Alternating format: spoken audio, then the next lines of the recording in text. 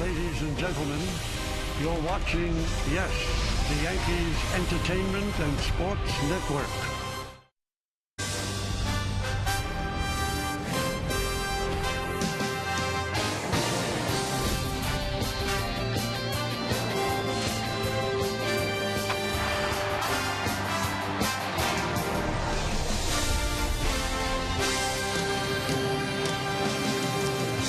Well, the rivalry between the New York Yankees and Tampa Bay Rays has grown in recent years, and it is on tap today as the Rays have traveled from Port Charlotte for a Sunday matinee. New York Yankees baseball is presented by Verizon Fios. It is the Yankees against the Tampa Bay Rays today from Steinbrenner Field here in Tampa, Florida. And great to have you with us, as always, Bob Lorenz, along with Ken Singleton. The news of the day for the Yankees, unfortunately, not good news. Derek Jeter continues to suffer soreness in the area of his surgically repaired left ankle, forcing Brian Cashman a short time ago to talk to the media and tell them it's more likely now, Kenny, he'll begin the season on the DL, and we won't see him until at least April 6th. Yeah, obviously for the Yankees, the best-case scenario would have been Jeter to heal up over the winter and be ready for opening day. But it appears now that he won't be, and will start the year on the DL. That's a possibility, so get used to it, Yankee fans. You're going to see a lot of Eduardo Nunez at shortstop for the Yankees in the early going. We'll see Nunez in the starting lineup today at short, batting second. Let's take a look at today's Verizon Fios pitching matchup. It's Adam Warren going for the Yankees, making his fifth start this spring, going up against Jeremy Hellickson, the 2011 Rookie of the Year, in his third spring start and fifth appearance overall. Well, hopefully the sun will fight through the clouds, and we will have a full day of baseball for you here in Tampa. We have got lineups and first pitch coming up next on Yes.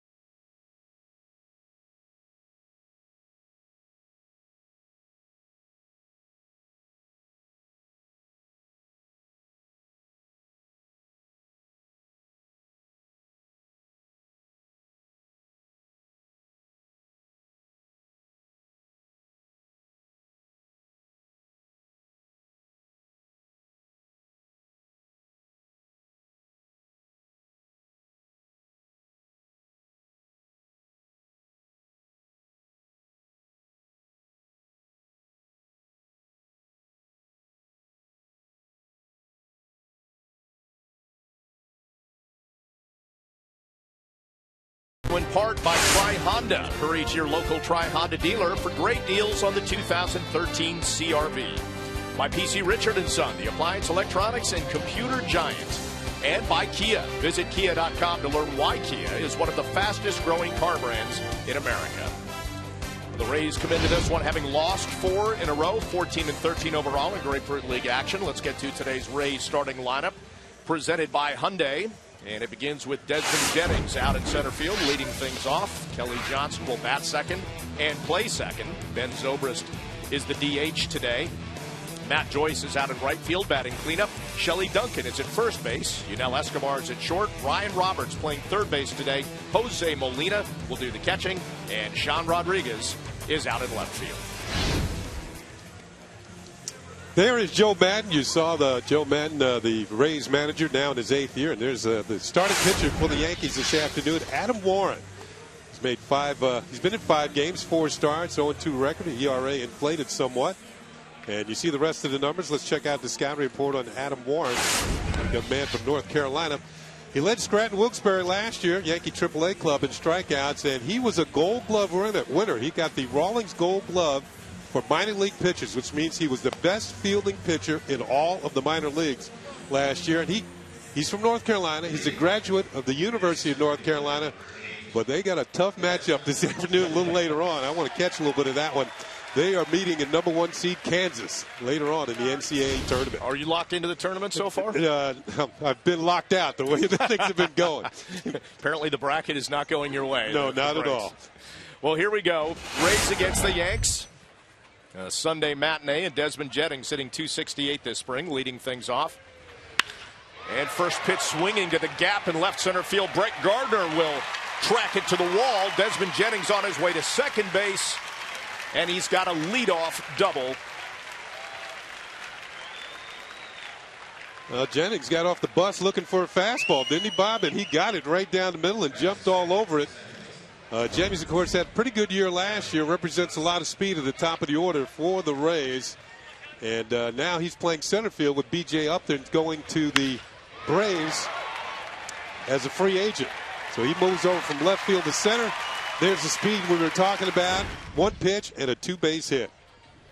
Kelly Johnson, the second baseman, looks at strike 1 from Adam Warren. Jennings, one of the guys adding that element of speed. And Kenny, that's something the Rays are going to have, right? Manufacturing runs. They're not a powerful team, and we've seen in the past few years a hard time at times generating runs. Yeah, that's been the problem for them last year. Their pitching's great. To the right side, Jason Nix on to first, 1 away as Jennings moves over to third. Let's take a look at the Yankees defense. From left to right in the outfield, Ben Francisco, Brett Gardner in center, and Ichiro is in right. Around the infield, Kevin Youkilis at third, Eduardo Nunez at short, Nix at second, Juan Rivera is at first base, Francisco Cervelli is catching Warren today, this afternoon's ballgame. You know, it's interesting to watch when the Rays are introduced here. Of course, this is their territory. They play right across the causeway here, right across Tampa Bay at St. Petersburg. So a lot of their players, like Ben Zobrist, get a nice round of applause when they come up to the plate. Zobrist now, amazingly, in reading their notes, Kenny, the longest tenured Ray. Yeah. 5 years and change, but they've had a lot of turnover, yet still remain very relevant within the division. Yeah, he's the only remaining Devil Ray. He, of course, when the Rays first came into existence, they were called the Devil Rays. They dropped the Devil, and they shortly thereafter became a lot better team. And, of course, after they got Joe Maddon as their manager, yeah, that helped too. Maddon's had a lot to do with that, changing the culture on the field and the way they approach games and stay in low-scoring games. Of course, their starting pitching has a lot to do with that as well. And we're going to see one of their better starting pitchers today in Jeremy Hellickson, former Rookie of the Year.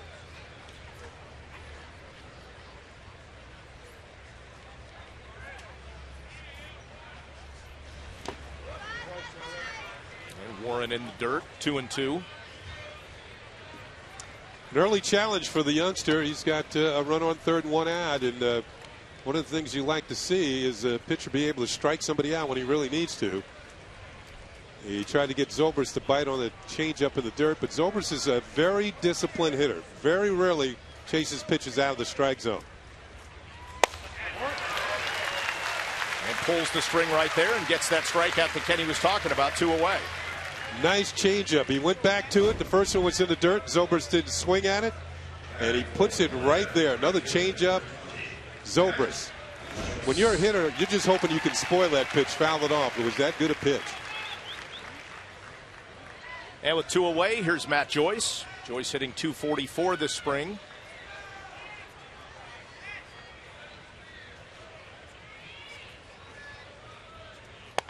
And Kenny, you look at a few of the guys in their lineup today. Kelly Johnson, Zobrist, Joyce, Sean Rodriguez. These guys, they pack a variety of gloves in their equipment bag, don't they? Yes. They have for a few years. Yeah, versatility is a staple of the Rays. Several players can play different positions. Matt Joyce can play left and right field, maybe even a little first base. He is a native of the Tampa area. He's over from Brandon, which is not too far away from Tampa. It's nice when you get a chance to play for your hometown team.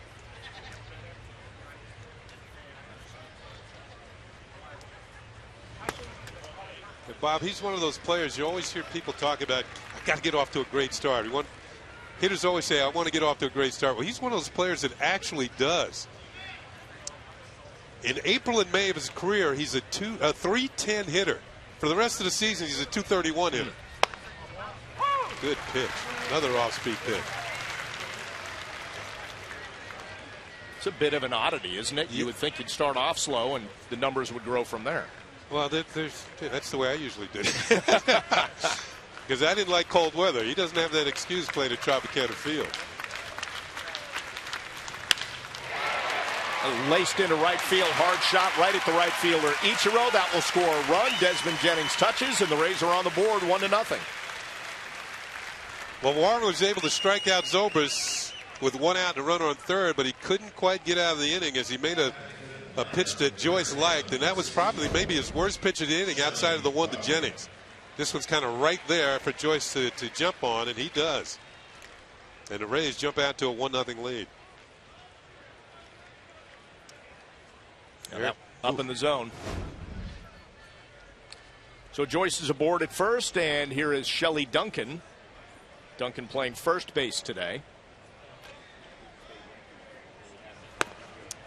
Duncan trying to hook on with the Rays as a right-handed hitter, probably a DH, pinch hitter off the bench, maybe play against lefties. He played all of the last 3 years there for the Cleveland Indians.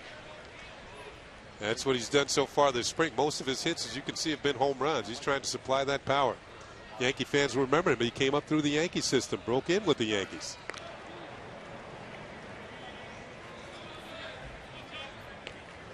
Well, that's where he'll have an impact. They hope if he's with the team, he'll catch lightning in a bottle, hit some big home runs for him, and a team that has lacked power in recent years. 17, to bring in a soldier. And popped up along the right side, Juan Rivera. And Knicks converge. Rivera's got it, and that will do it, but not before the Rays get one on the board with an RBI single from Matt Joyce. 1-0 mid-first. You know,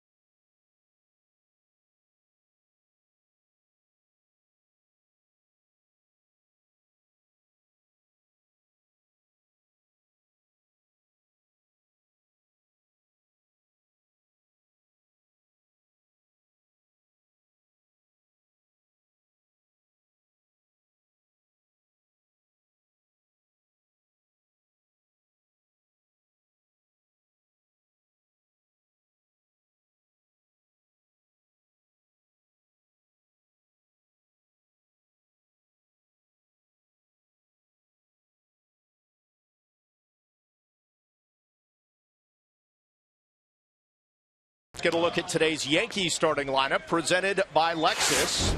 In center field, it's Brett Gardner leading things off. Eduardo Nunez is at short, batting second. Ichiro is out in right field, hitting third. Kevin Youkilis batting cleanup at third base today. Travis Hafner will DH and bat fifth.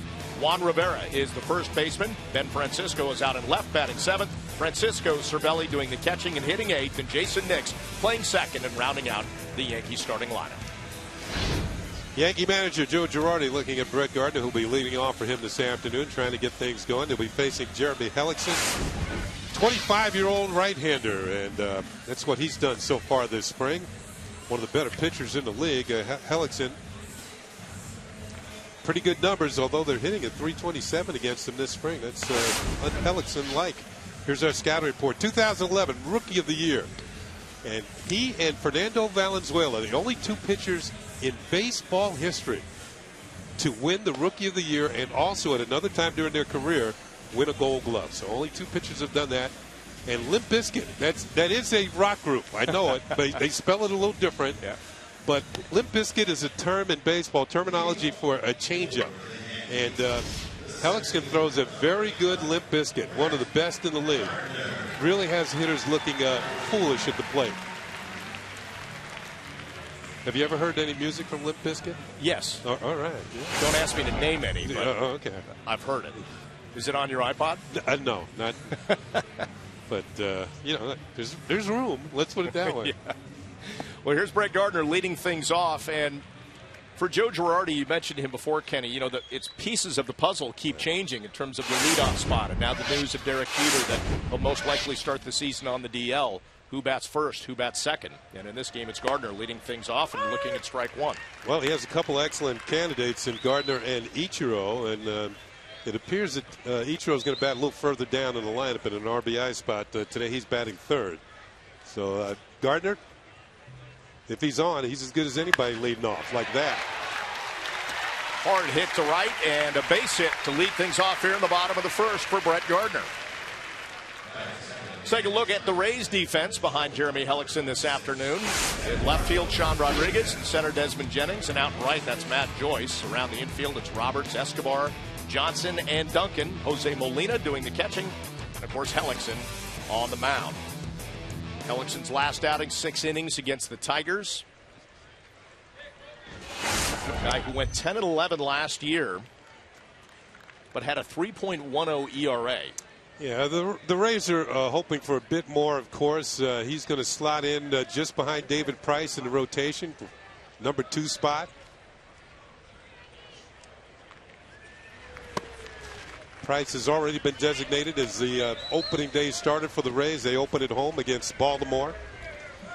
Hellickson should be pitching in the second game of that series.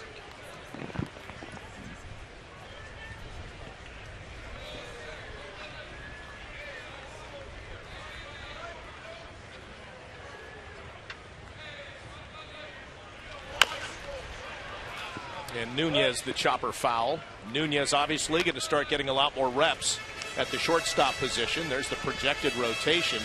Again, Price, Hellickson, and Moore, if you remember, Kenny, last year did not start well, picked up steam, and still finished with 11 wins and a sub-4 ERA. You see Roberto Hernandez at the end. Actually, he is in a fight with Jeff Neiman. Either one of them could be the 5th starter for the Rays. Although Joe Mann says he doesn't want to designate it as a 5th starting spot. He says he'll be one of our 5 starters. One of those 2 guys.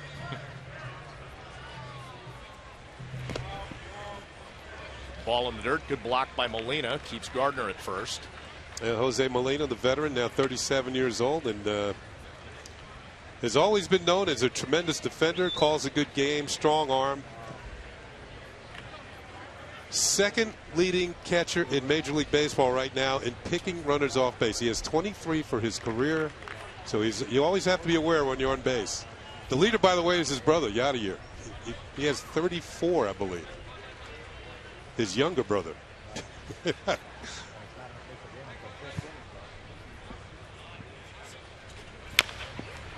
And Nunez, another chopper foul. By the way, Kenny, I did a little research. We were talking prior to the game what happened to Benji Molina, the 3rd brother, the catcher. He's actually the assistant hitting coach of the Cardinals, so he's with his brother Yadier. Maybe that's why his brother had maybe his best year last year hitting. Hit over 320 home runs. And a lot of people feel well, certainly he's one of the top 3 catchers in Major League Baseball. You might get some arguments from some other people, but you know, the Buster Posey fans out there in San Francisco.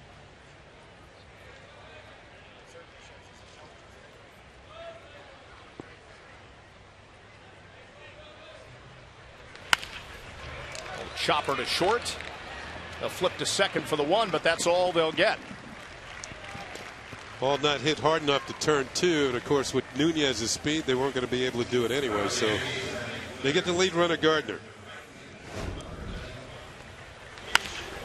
Talking about Nunez's speed, and here he's trying to avoid hitting into a double play.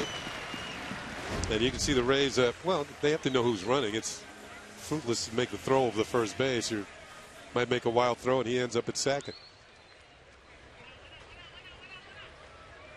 You know, you played for a lot of power-laden teams, and you were part of that. Do you like the idea that the offense for the Yankees is changing a little bit with certain guys on the DL to start the season, that they might have to manufacture runs and maybe have a Gardner or Nunez steal more bases? Well, you have to play the cards that you have in your hand, and right now Joe Girardi doesn't have the power bats of Granderson and Teixeira.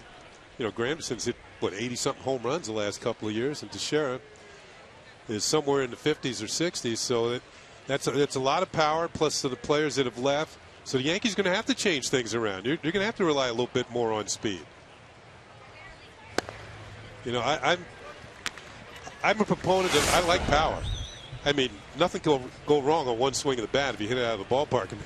There's no such thing as having too many home runs. But I think you have to, even when you hit a lot of home runs, you have to be able to diversify your offense. And that's something the Yankees weren't quite able to do last year. When they weren't hitting homers, it became pretty tough for them to score.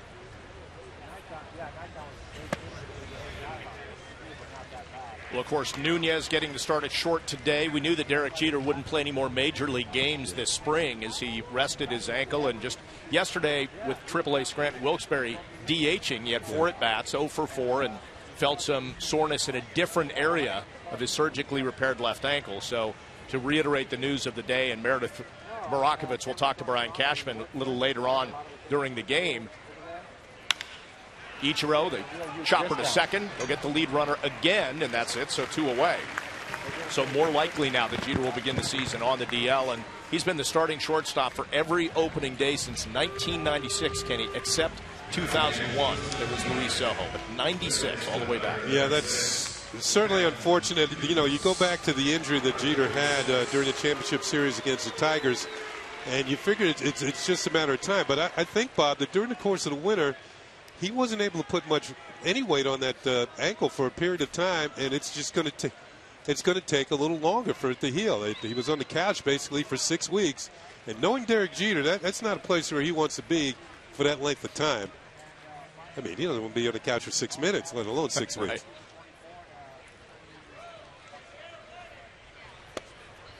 Kevin Youkilis takes a breaking ball there. Youkilis hitting .237 this spring, 3 home runs, 8 runs batted in. Youkilis facing a pitcher has a lot of weapons. Hellickson has a fastball, low to mid-90s.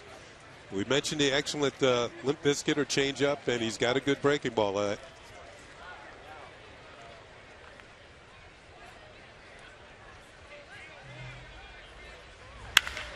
Puts the hammer to that one, and you can just watch that fly. That's exactly what Sean Rodriguez does. 4th home run this spring for Kevin Youkilis, and the Yankees have taken the lead 2-1.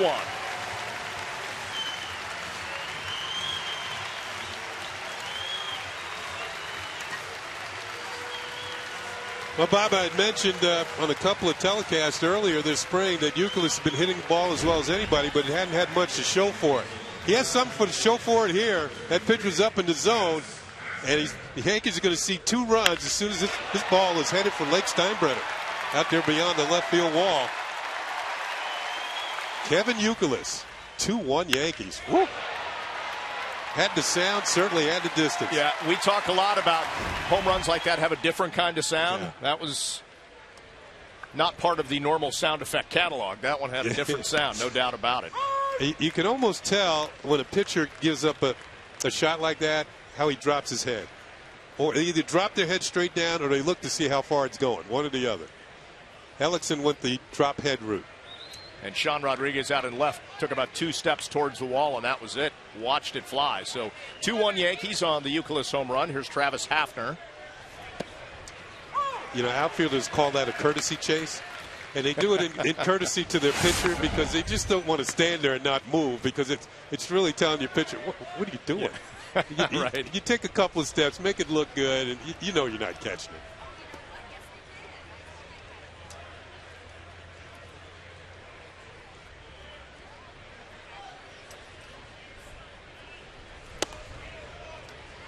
You know, that ball was hit well enough to get out anyway, but the wind is actually blowing from right to left today at a pretty good clip. Wind is out of the south today, and that one got a boost, although I don't really think it needed much of it.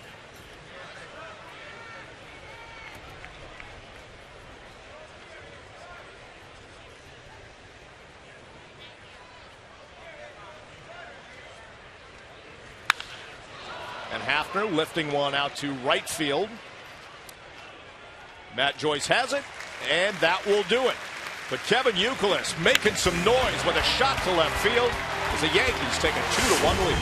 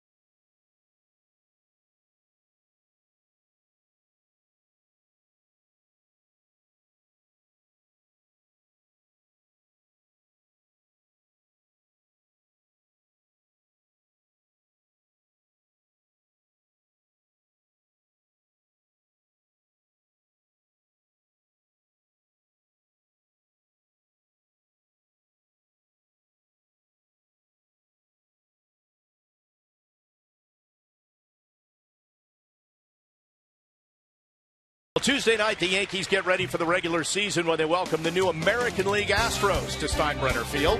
And Monday, April 1st, it's opening day at Yankee Stadium as the Bombers kick off the 2013 season against the rival Red Sox. Coverage starts early at 11:30 a.m. only on Yes. 2-1 Yankees lead it here, top of the second. And that's Yunel Escobar. First pitch swinging. Nunez on to first, one away.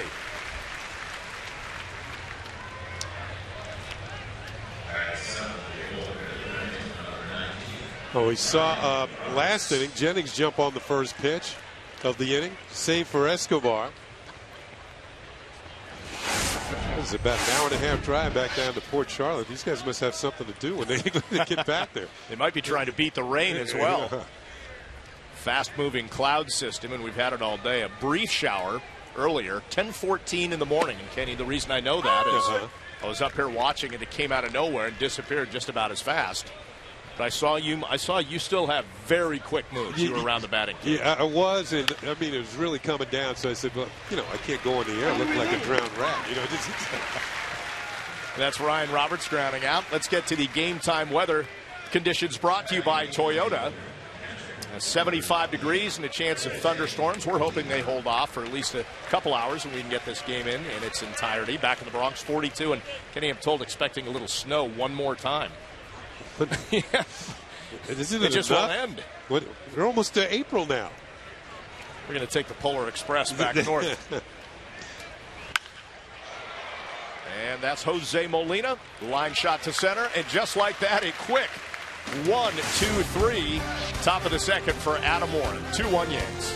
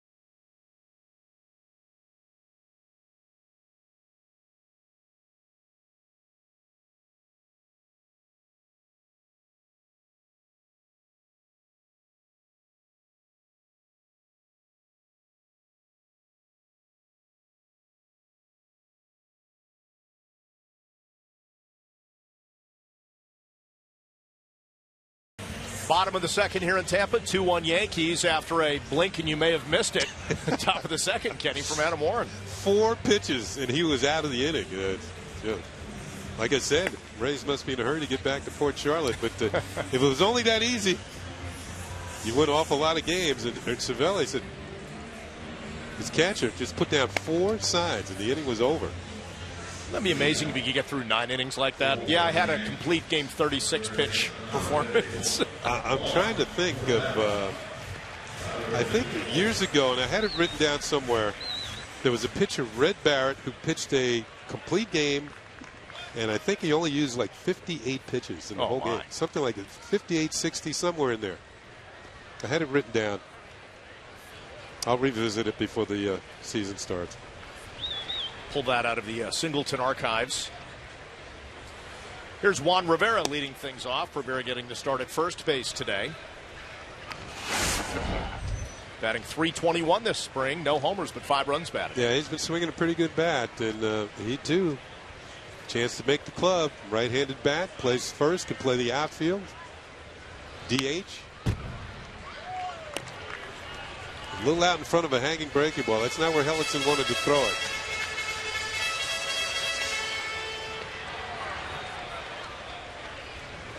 Here's a look at the last pitch. You want to get this down. You can see how it kind of.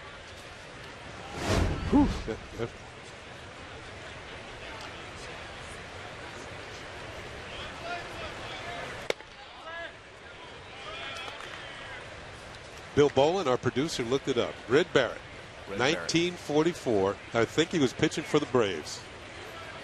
58 pitches.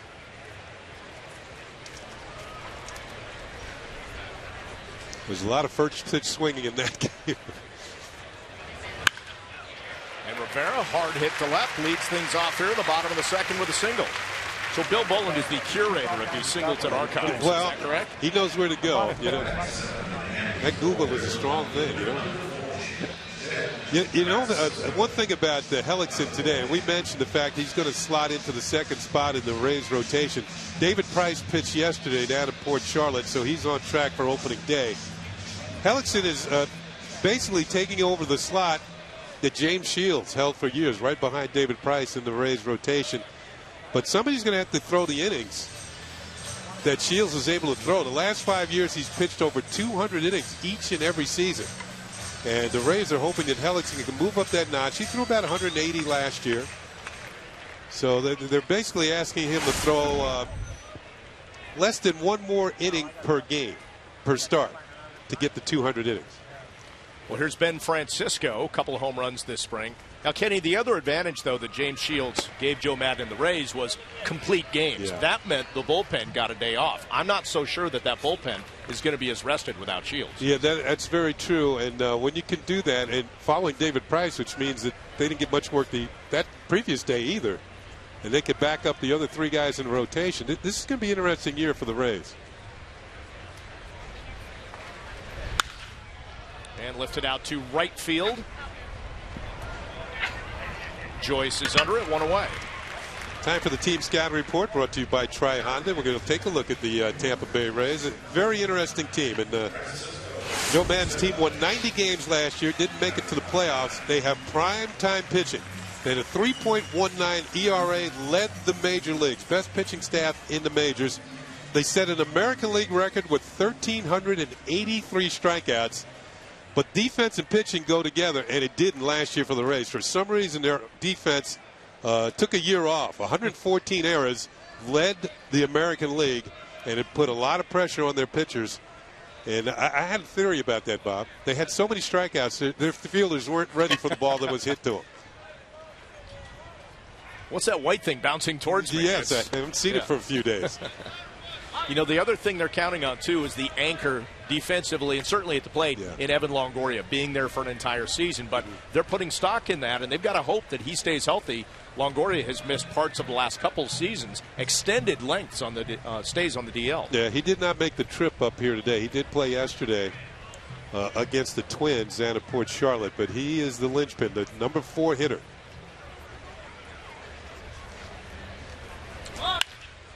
And you saw Juan Rivera on the move. Francisco Cervelli dives for the bag but won't get it. So the Rays able to turn the double play and get out of things here in the bottom of the second inning. 2-1, Yankees leading it. And you take one more look as Cervelli try and get to the bag, but Duncan able to get a little bit of leather on him, get him out, and that did it.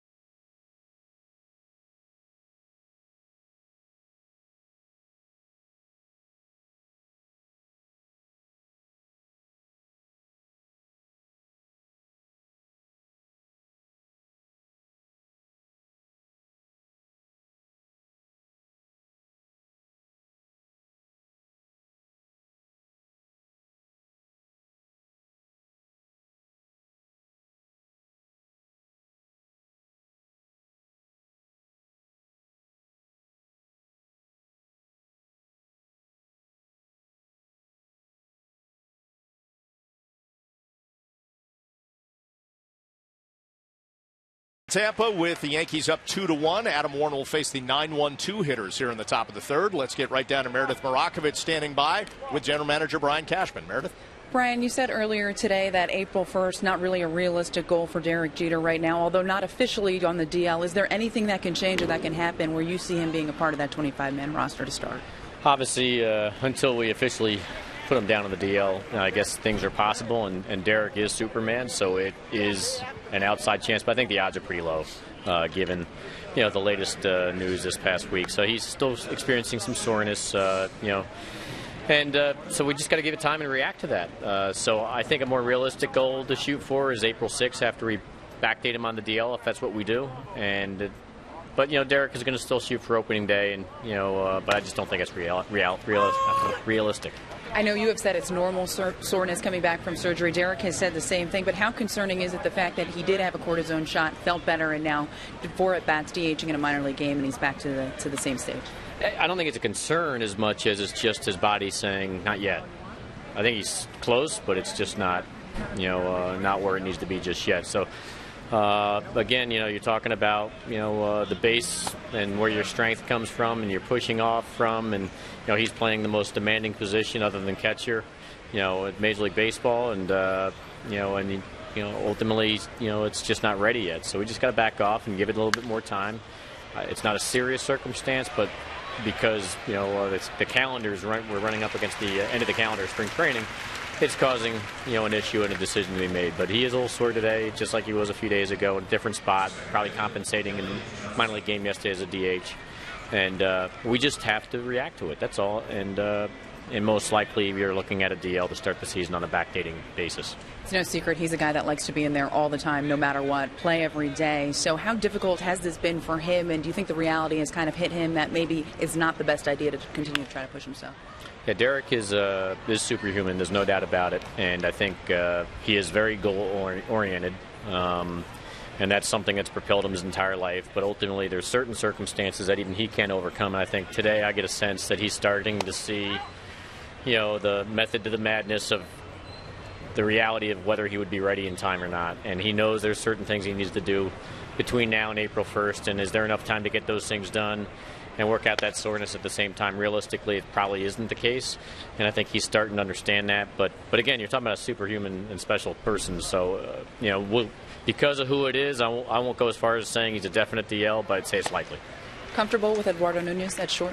Yeah, I think Joe's made an exceptional decision early in camp. A lot of people were asking why not move him around in the utility role and third and second and stuff like that, and Joe felt unless we have a finished-off product with Derek, I want to run him out there every day at shortstop because he's our backup in the event Derek's not ready to go, and it looks like that is more likely the case. So he's had a good spring there at short, and if Derek's not ready to go, he'll be our opening day shortstop. You look at this team, 3/4 of the infield will not be there. The infield that you designed will not be there. So what leads you to believe that they can weather the storm and still compete in the AL East? Because it's a team, and a team is made up of one or a few individuals. Certainly some individuals are more important than others, but it's 162 games, and you will be losing guys over the course of time for a period of time. And in most of these cases, the period of time, in Derek's case, I don't think will be that long. And to share his case, we're hoping it'll be sometime in May, and in Alex's case by the summer. So in Alex's case, we got a tremendous replacement in Euclid who hit another home run today for us and looks good. So I think we have a lot of talent here. I think we have the ability to continue to stretch out and find talent outside of our franchise if necessary, and we'll find a way to either thrive, survive in these circumstances, and that's the job. Brian, thanks for the time. Thanks for having me. Send it back up to you, Kenny. And a little looper off the glove of Juan Rivera. Flipped to first, not in time with Warren covering. So that's Ben Zobrist setting up a first and second situation with 2 away. Well, it's interesting. It seems as though the Rays are going to cooperate this inning and start swinging early in the count. First batter, Sean Rodriguez, swung at the first pitch, made an out. Next batter, Jennings, was out quickly, and then a walk and an infield single. And the Rays have something going here in the top of the third inning against Adam Warren. Just off the glove of Rivera, and Zobrist, well-rounded player, is able to beat out the infield hit. And that'll bring up Matt Joyce, who singled and drove in a run in the first. I think an interesting part of that conversation that Brian Cashman noting Joe Girardi kept Eduardo Nunez at short. That's what they believe that he is, and they, very prescient move, knowing that there's a pretty good chance that Derek Jeter might not be ready. And if that was the case, that they'd have to get him regular reps at short and not all over the field. Yeah, that kind of goes back to last year. Remember when Nunez was with the Yankees, they were moving him all over the field. But when they sent him to the minors, they told him just play shortstop. Unfortunately, he was injured a thumb, missed a lot of time. But when he came back, he just played shortstop. And maybe it's a good move the Yankees. Maybe it's a good thing the Yankees made that move because of the fact that Nunez appears to be set to take over for Jeter until he's ready to come back. Fielded one ground ball cleanly today. And that's the thing that people worry about, the propensity for him to commit errors and make the easy play difficult at times. I think the longer he plays that position, he'll feel more and more comfortable. It appears to me he's kind of weathered the storm, and he seems to be making all of the plays this spring. I mean, it's certainly not like he can't play the position. He did it coming up all the way through the minors. Does it translate on a major league level, and can you do it consistently? Well, now we know, at least for the better part of the next week or two, he is going to get consistent reps at shortstop. He's going to be the man.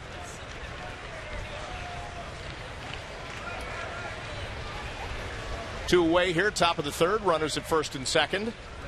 And Matt Joyce, the hitter, a 2-2 pitch from Adam Warren. And a swing and a miss. And again, Warren with that changeup, very effective, leaves 2 on. We head to the bottom of the third.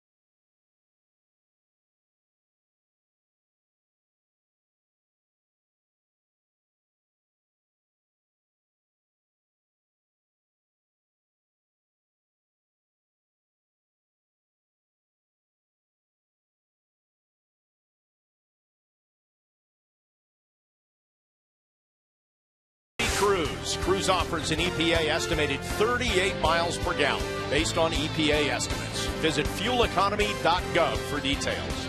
By IMG Academy, youth sports camps and private school. Become more at IMG Academy. And by Acura Advance. That's a good way to spend a humid day in Florida. Grab some ice cream, little Dippin' Dots maybe. She's all set to go. 2-1. Yanks lead it. Her team's winning right now. Bottom of the third as Jason Nix, the number 9 hitter in today's starting lineup, digs in.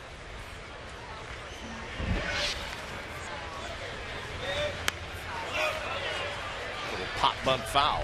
You know, anytime Jason Nix is in the starting lineup, and you fill out your lineup card, you have to check and see where he's playing. Today it's second base. Sometimes it's shortstop, sometimes it's third. And every once in a while, they'll put one of those outfield numbers next to his name. But today, Robinson Cano getting the day off, and Jason Nix starting at second base.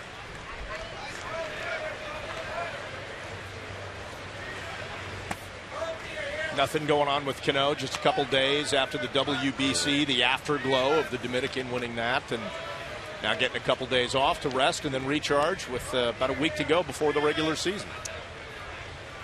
Well, the Yankees have a scheduled day off tomorrow, so everybody will be off. So Cano effectively is getting 2 days in a row off.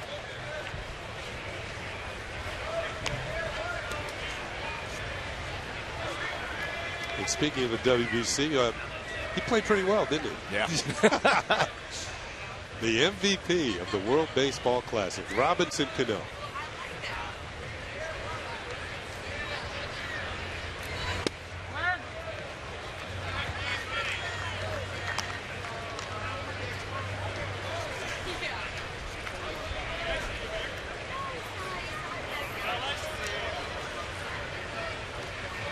You know, the one thing you mentioned earlier, Kenny, about Hellickson having to fill that void of James Shields, and you know, you could certainly ask the question, is that asking too much of a guy in just his third season? But Joe Madden seems to get the best out of guys like that all over the diamond. Guys that come up, and Matt Moore comes to mind. You know, and it's not like he's saying, well, gee, we hope you can do well. He puts him in there saying, go get it done. You know, I have the feeling it's not only Hellickson he's asking Alex Cobb to do the same thing. He's asking Matt Moore to do the same thing. He's asking, well, maybe not so much of David Price because he's done it. But he's asking those younger pitchers in the staff and rotation, take that step up. Take that, become the pitcher that Shields was for us and be able to deliver time and time again through the rotation. A good outing. Sometimes you're not going to win every game, but at least give us a good outing. With Nix on first, Brett Gardner's up. He singled to lead things off in the bottom of the first. You know, given the injury situation with the Yankees, the fact that the Rays have lost some players, but certainly they always reload with their young farm system. You ever remember a season, Ken, when it was this up in the air in the American League East? Oh, no, not recently, because usually over the last few years, up until the Red Sox kind of went down a little bit, it was always Yankees, Red Sox, and the rest of the teams were asked to find their own way in the division. It doesn't matter who's going to win it, the Yankees or the Red Sox. Well, now, you know, with the emergence of the Orioles last year, winning 93 games, the Rays winning 90, the Blue Jays making all kinds of moves over the winter, and some people feel they have the best team in the division, and they're going to win. And the Red Sox can't possibly be as bad as they were last year, winning only 69 games. You can see where the Yankees are on top, winning 95. I don't think no team's going to get the 95. I think the winning team in this division will probably get somewhere around 90 or maybe even 88 to win the division. Well, Joe Madden prior to the game was asked about what it might take to win the American League East. Going to be extremely tough. Everybody talk. I know the Yankees are hurt. I get it, but I don't trust them. They're going to be very good once again somehow. I think Joe does a great job over there. Same thing with the Red Sox. A lot has been reported on their demise, which I don't agree with either. The obvious choices would be Toronto with what they've done, but they haven't played together yet, and that's going to matter a little bit too, I think. Baltimore really, like I said before, is supplying a different kind of an energy on a nightly basis that makes them much more formidable. So up and down, there's no telling what's going to happen in this division. It's going to be very interesting, and that group of people that think the Yankees are going to be struggling, I don't agree with that. A nice diving stop by Shelley Duncan to get the lead runner there, and he brings up a valid point. Last year, the Yankees had a lot of injuries. They went on to win 95 games. You just can't figure it out. You look top to bottom. The Red Sox, new culture with John Farrell as the manager, some new players, and certainly some other players coming back healthy. John Lackey comes to mind. And then with Toronto, an upgrade in talent, Kenny, but you don't know what that is yet. You don't know how that talent's coming together yet. Well, I will say this. You know, the Blue Jays did make a lot of good moves and acquired some very good players. But I agree with you in the sense, Bob, that you don't know what you're going to get. And spring training isn't often the barometer you think it's going to be. Because players react differently during the regular season, and coaching staffs react differently during the regular season than they do during the course of spring training. You lose a game in spring training, it's no big deal. But if you get on the 2 or 3 game losing streak during the regular season, that's when you find out how the guy next to you is going to react during the course of the bad times and how quickly you can turn that around. What I also find fascinating about this year is that we don't know. Last year, the wild card and the division winner obviously went to the playoffs, Yankees and Orioles. How many wins will these teams get? Will they kind of cannibalize each other? And if that happens, will just the division winner go to the playoffs, and will the wild card come from somewhere else? Yeah, I think you have a point there, because the American League West is configured differently this year. And we're going to see the team on, was it Tuesday night? Yep. The Houston Astros come in here that have moved to the American League. And at this point, Houston wasn't a very good team last year, and it probably won't be again this year. And those teams like the A's and the Mariners and the Angels and the Rangers, they get to play them 18 times. So that's going to boost their win total, and maybe you'll get a wild card out of the West this year.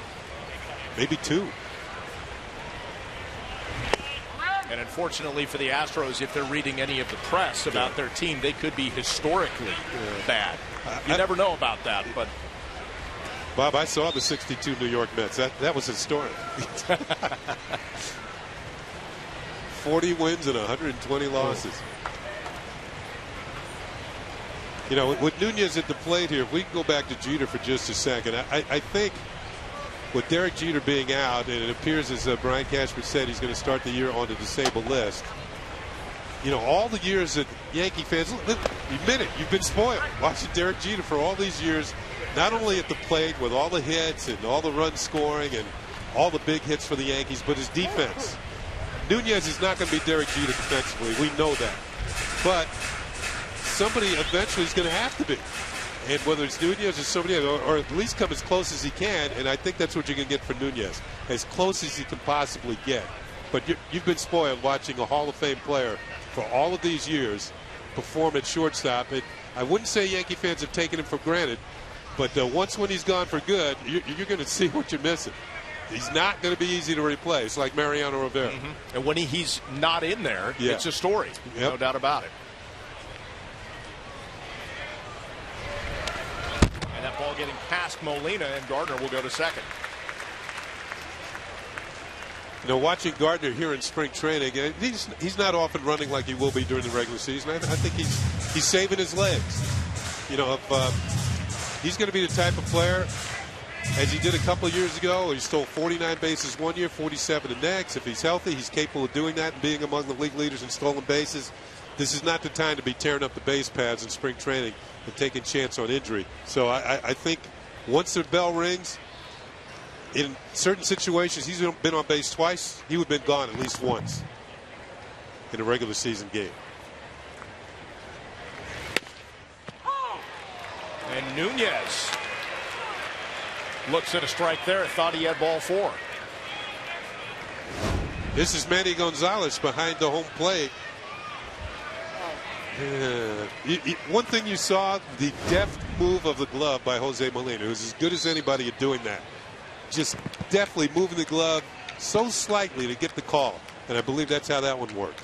See how Nunez reacts on 3-2. And just lobs one out into right field, and that one will get to the corner. Nunez off to the races going for 2. Thinking 3, and he's on his way to third. Nunez with a triple, knocks in Gardner. Yankees lead it 3-1.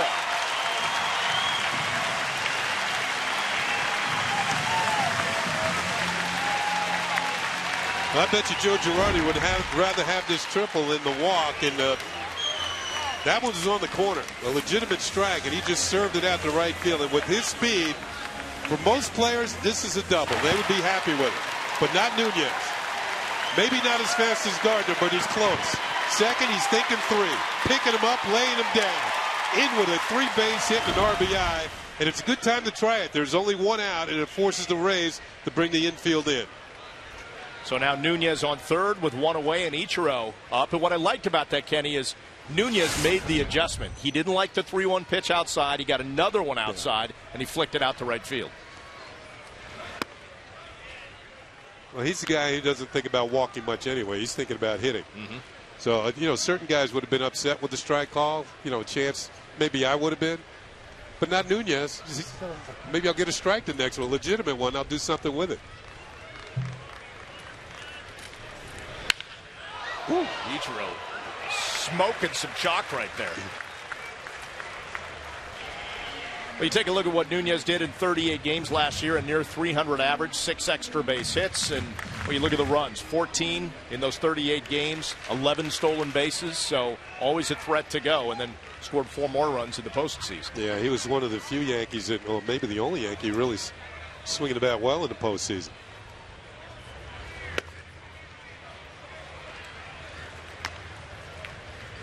Hellickson is missing with the off-speed stuff. Ichiro ahead in the count 2-1.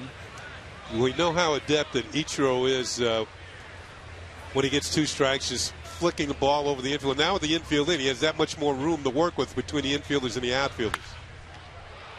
And tried to do just that, but unfortunately, Hellickson was right in the way. He checks the runner, holds him at third, 2 away. Oh, I told you Hellickson won a Gold Glove. That was a pretty tough play. A hard smash back to the middle. He gloved it on one hop like it was nothing. Nunez taking the lead, trying to land on that right foot. Hellickson checks him. Nunez not going anywhere. Now he can take his time and throw to first. Good play by the pitcher. You know, I think back to Greg Maddux of the Braves, or Mike Messina of the Yankees and the Orioles. The Gold Glove pitchers fielded their position well, helped themselves out. When you release the ball, you become another infielder. And with Ichiro trying to find a hole there with the drawn-in infield, Hellickson plugged one of those holes up and kept Nunez at bay. Now, Kevin Youkilis already has a 2-run home run, and no doubt about it, shot to left back in the first inning.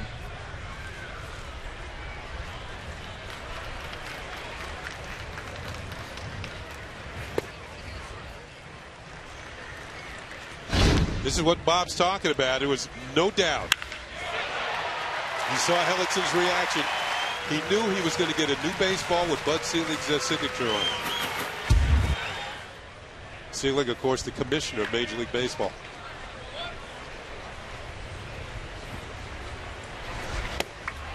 And a swing and a miss on the changeup. That home run needed one of those. Remember when Batman was on TV, he always had the graphic that was like, flat.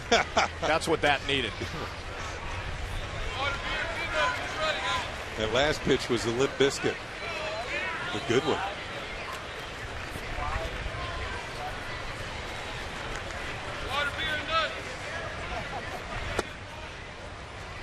Fastball missing low, evens the count at 2-2.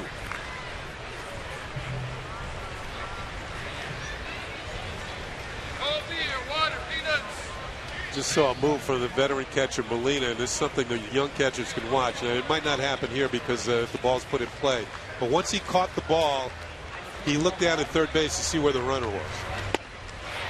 And a swing and a miss, and that will do it. But the Yankees get on the board again. A triple by Eduardo Nunez stakes the Yanks to a 3-1 lead.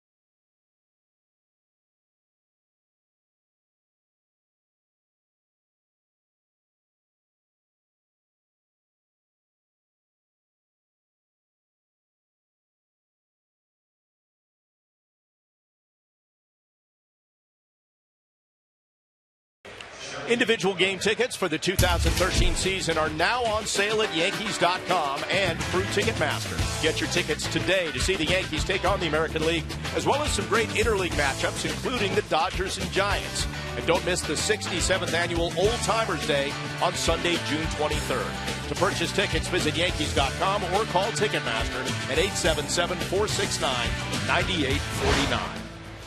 Top of the fourth, Adam Warren back at work facing Shelley Duncan, Yunel Escobar, and Ryan Roberts. Yanks on top 3-1.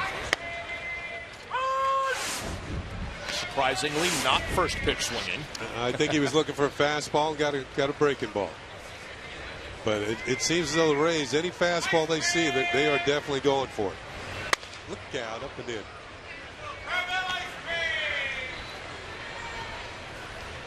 Duncan popped to first his first time up.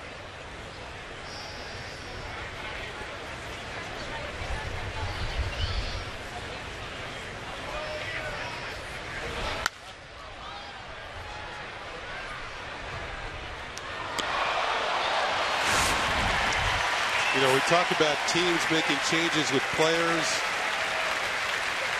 They also make a lot of changes with coaching staffs. We've seen that from various teams this spring. But Joe Maddon's team, they've had so much success over the years that each and every year the same coaches come back as well. So they've got a very good coaching staff. It's obviously they do because they've had so many young players to work with over the years.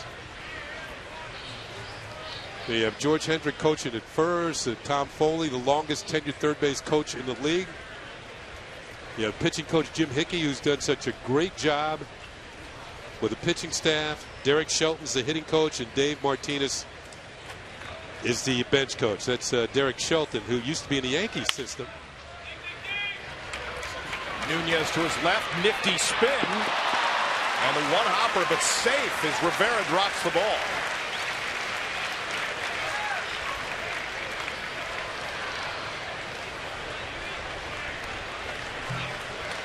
Bill it as a hit. Nunez, nice move to his left, and then a little turn as he threw the ball to Rivera. Yeah, degree of difficulty comes into play here, and that's why it's called a hit. You know, that was a fairly easy hop to handle. Maybe a little quick, but still it was up about belt high. Nice move that throws in the dirt, but the one hop is right there for Rivera to come up with, and he drops it. If there's an error on that play, it's not on Nunez, it's on Rivera. But Duncan gets himself a hit. And here's Yunel Escobar, grounded to short in his first at bat. Looks at strike one. You know, Derek Shelton, the hitting coach, sitting there. Well, Joe Maddon's moved away from him now, but Shelton is still sitting there just outside the dugout. Interesting story. He used to be in the Yankees organization just after the Yankees signed Derek Jeter. And he says he was referred to as the other Derek.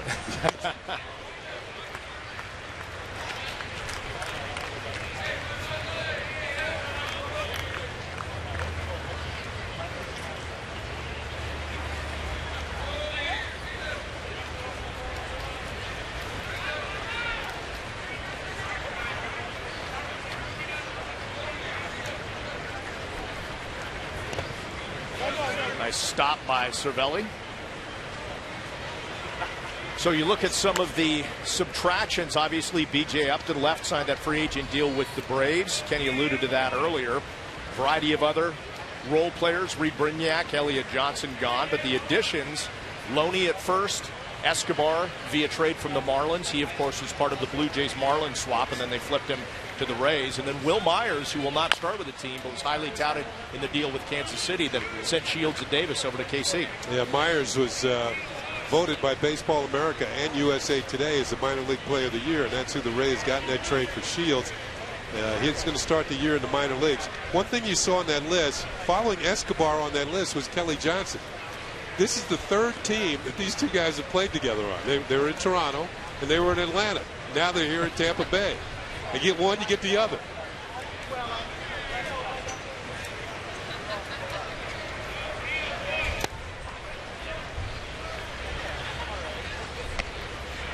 And with the addition of those two, they're pretty much everyday players. That means Ben Zobrist is not going to move around as much as he did. Zobrist, the only player in modern history to start more than 45 games at 3 different positions: the right field, second base, and shortstop. But he's not going to move that around that much this season. Warren thought he had a strike.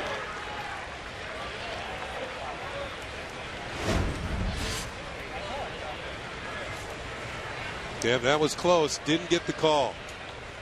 Saw Cervelli holding the glove there for Manny Gonzalez. He wasn't speedy enough with the call there for strike 3. Duncan's on the move, and that had Nunez shading towards second. And so Escobar able to find the hole at short, and it sets up first and third with nobody out. Let's take a look at the Mazda upcoming schedule for the Yankees. And again, an off day Monday, scheduled off day, followed by a game here on Yes Tuesday night. Kenny and I will have that for you against the Astros. Wednesday against Baltimore. Thursday, a game against the Pirates, and then they'll break camp, head up for a game against the Nationals in D.C. on Friday. Saturday, it's the game against the Cadets up at Army. And finally, the off day before beginning the season against the Red Sox at Yankee Stadium on April 1st. 8 days away until the regular season starts. Joe Madden having the runner on the move, 3-2, opened up a hole when Nunez went to cover, and Escobar got a base hit through the vacated hole. Those are the sort of things the Rays are very adept at. They know how to move runners. A lot of stealing bases, a lot of hitting and running. They do have some power with Zobrist and Evan Longoria, the main home run hitters. But it's more about the speed.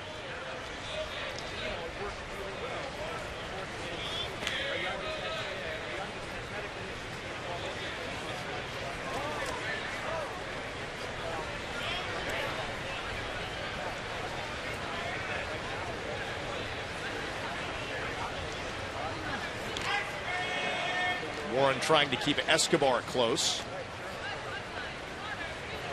Keep a double play intact. Ryan Roberts at the plate. Interesting. He came over from Arizona last year. He's bounced around the big leagues a little bit.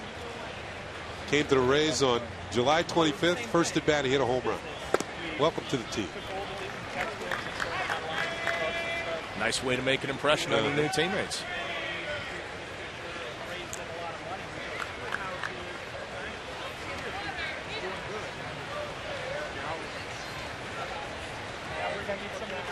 And I can't remember whether it was with the Diamondbacks or with the Rays. I believe they had a Ryan Roberts tattoo night, so they gave away the temporary tattoos.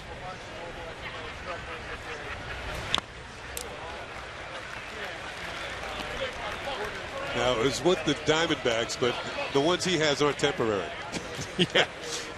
I think he has like 38 tattoos, and a lot of them he designs himself. And he handed out T-shirts last year, Tatman T-shirts. That's his nickname, Tatman.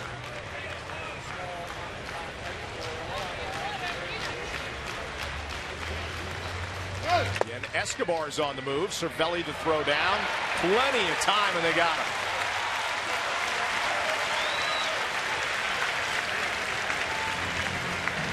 So the wheels turning for the Rays, and Cervelli puts on the brakes. Yeah, sometimes you can run yourself into an inning, and sometimes you can run yourself out of one. There's Jason Nix awaiting.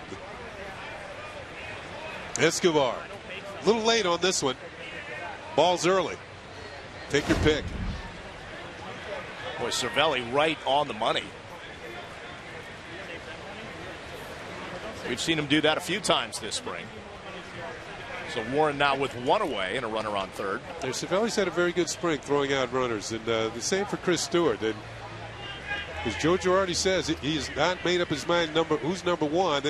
They could split it right down the middle. You know, I know he likes Cervelli with certain pitchers, and he likes Stewart with other pitchers in the rotation. That might be the way it breaks down. Roberts to center field. Gardner will have it in stride, but the throw on the money, and they hold up. Shelley Duncan. It is Duncan on third. And with Gardner coming in on that ball and it being a line drive, gave him the chance to get it home and hold Duncan at third. Yeah, Gardner played it very well. Shelley Duncan certainly not the fastest of Rays. The ball's hit. Watch him hang back, get his momentum coming towards to make the throw. Hang back, step into the throw, and he makes a beauty. One hop right to Cervelli. And as you can see, there's no Shelley Duncan anywhere near the picture. So 2 away. Here's Jose Molina. You watch the replay of that throw, too. Straight.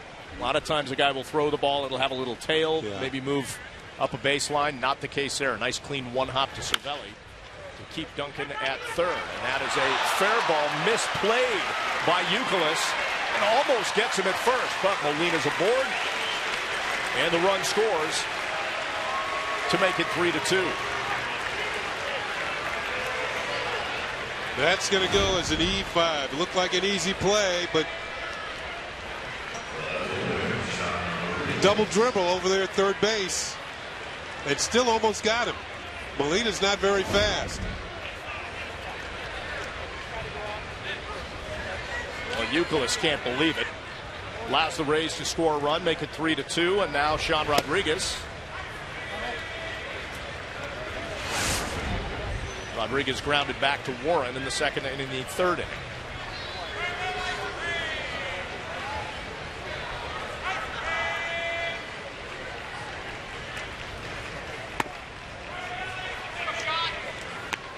And the error makes Warren work that much harder to get out of the inning, which he thought he escaped without any damage.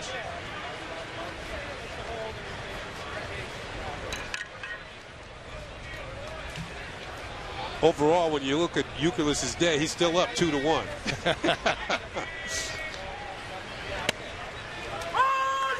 Warren, good spot on the outside part of the plate, 2-1. You go back to his 2-run homer in the first inning.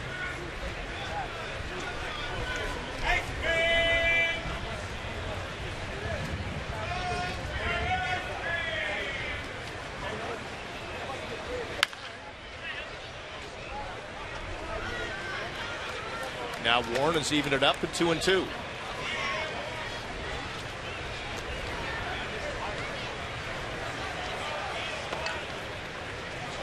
Now, last year we saw a lot of Sean Rodriguez in the infield. In fact, he was the starting shortstop. But the Rays had all kinds of defensive problems. Today he's an outfielder playing left field. How important was it for them, do you think, to get Escobar, a guy who can kind of anchor that shortstop position, and then with Longoria alongside a pretty good left side of the infield? Yeah, we mentioned how pitching and defense go hand in hand. And we mentioned the Rays with 114 errors. That's not the way they play baseball. And Warren with a walk, first and second, 2 away. That'll bring Larry Rothschild out to the mound. Well, this copyrighted telecast is presented by authority of the New York Yankees and may not be reproduced or retransmitted in any form. And the accounts and descriptions of this game may not be disseminated without the expressed written consent of the New York Yankees. This is more or less a situation where Larry Rothschild is, giving some instruction, of course, but he's also giving Warren a little bit of a respite. He just walked a hitter after an error. He just, forget about all this stuff. Let's get the third out of this inning, give your team a chance to hit.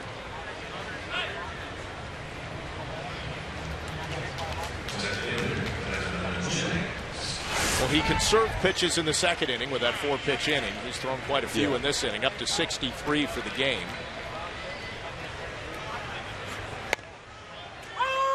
And back to the top of the order, Desmond Jennings. Jennings aboard on a double in the first and scored and flew out to right field.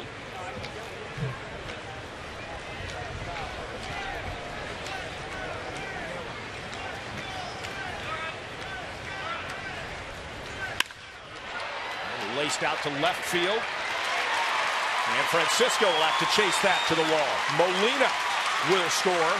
Sean Rodriguez right behind him will score. And the Rays have taken the lead 4-3.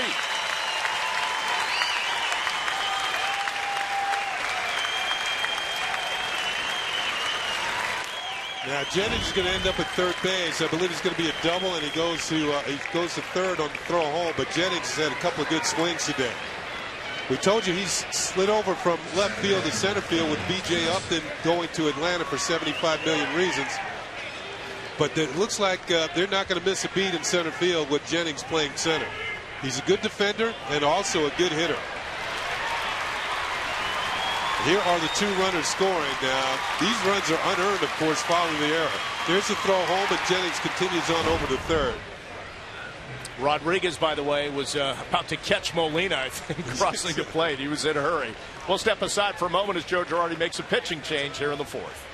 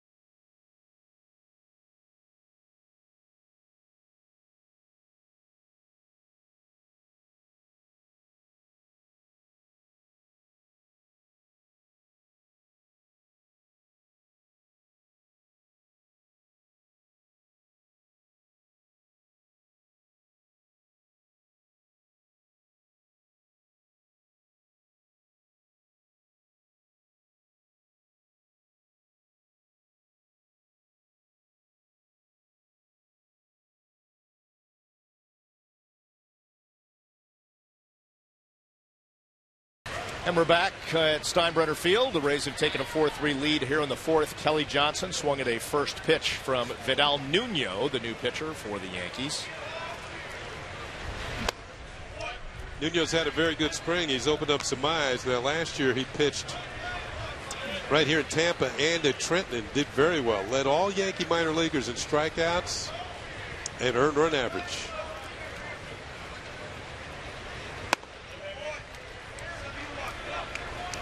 Now, the Indians had a chance out of first. They released him. The Yankees signed him. He's a young man born in San Diego, now lives in National City, California, which is right on the border.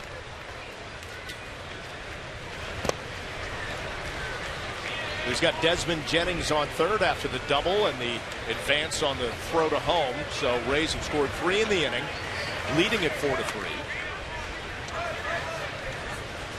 We play Rapata having some bursitis in the shoulder. Nuno is an option for the Yankees. Left-hander out of the bullpen, but he got to throw strikes. Usually he does. Second walk of the game for Johnson. So Joe Girardi brought him into the game to face the left-handed batter, and he couldn't get him. Now he's going to have to deal with a switch hitter and Ben Zobrist. So Joe was hoping that Johnson, left on left, would be the third out of the inning. Think about Zobrist next to him. Zobrist 1 for 2 on the day, singled in the third.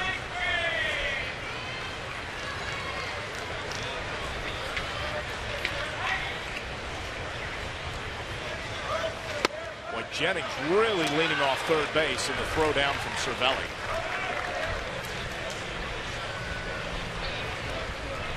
Maybe trying to distract Nuno a little bit. Jennings with a world of speed. He had 31 steals last year, only caught twice. Almost ventured too far towards home plate. He was more than a third of the way down.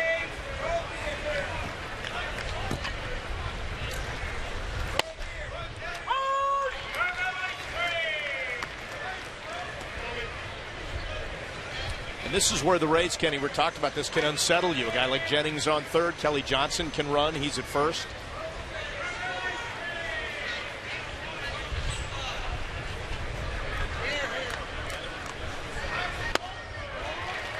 Swing and a miss, strike two. Good changeup. You know, a lot of you're right. The Rays, they will use the trick play, trying to double steals. Usually, you don't try that in spring training against division foes. You don't want to show them that, well, we might do this during the regular season. That's something you would try against a National League team.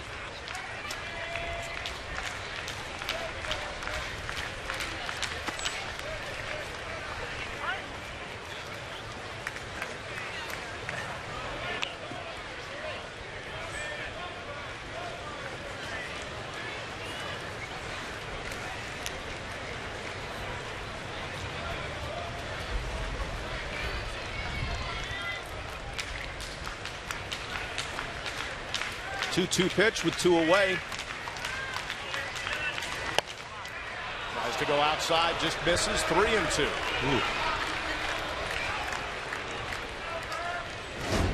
Svelli threw the ball right back, so just a hair off the corner.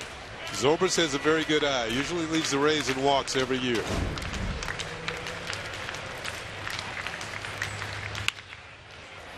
Down the third baseline, off of Youkilis and into foul territory. The run will score. A throw to third. Nuno covers. So the runners advance first and third. Again, another run scores. 5-3 Rays. I believe that's going to go as a hit. It was a tougher play.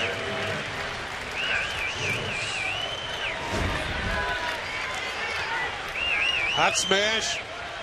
Ball came up right at the end and off the glove or shoulder of Youkilis. The Rays are going to pick up yet another run.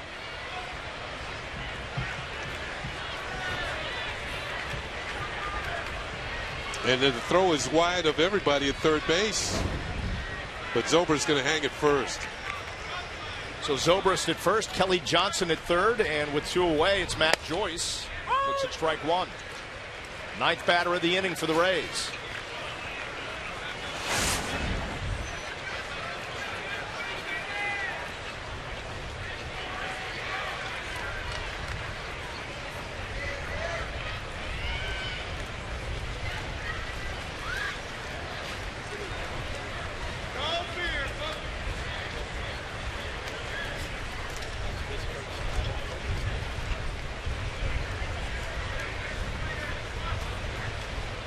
None of these runs are earned in this inning. There's a toss over the check on Zobrist. The error by Youkilis opened the door, and the Rays have walked right through it. 4 of them.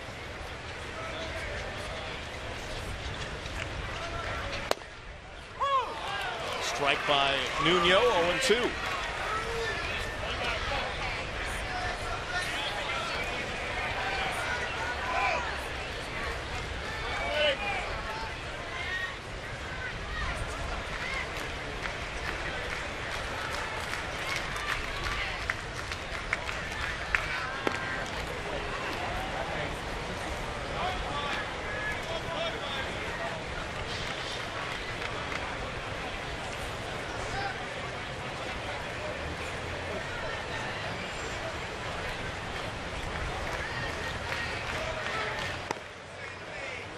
Nuno takes it a little further outside, ball one. Yeah, this is a situation where you're just looking from a pitching standpoint. If you're not getting the defensive help, sometimes you have to take it upon yourself.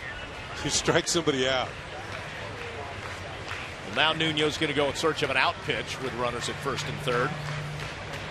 The runners on the move. Cervelli to throw down. Got him again. Cervelli's right on the money. Couple stolen base attempts in this game, and he's got both of them out at second base. But the Rays scoring 4 in the inning. Cervelli ends it finally, but the Rays have the lead 5-3.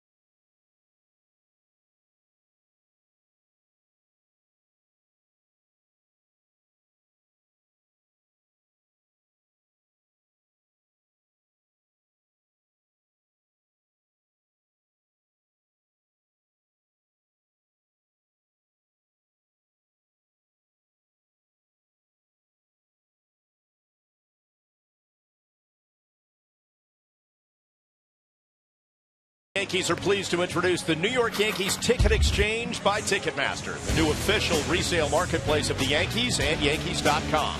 The Yankees Ticket Exchange is a safe, secure, convenient, and affordable place for fans to buy and resell tickets. Visit Yankees.com/ticket exchange today to buy and resell your tickets. Top of the fourth, Yanks fans still in a good mood, hoping their team can rally from a 2-run deficit now with the Rays scoring 4 in the top of the fourth. Tampa Bay leads at 5-3. Travis Hafner will lead things off here in the bottom half of the fourth inning. Let's see how Hellickson deals with a lead here now in the fourth.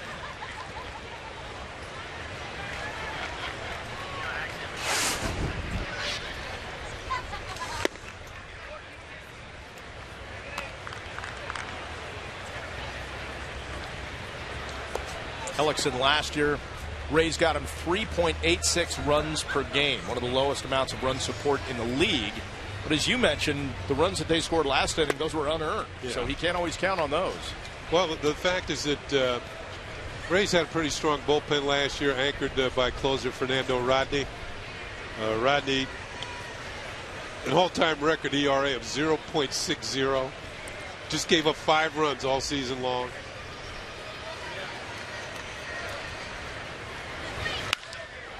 Hafner drives one out to right field, but Joyce is there, 1 away. It was a little off the end of the bat. Just missed it.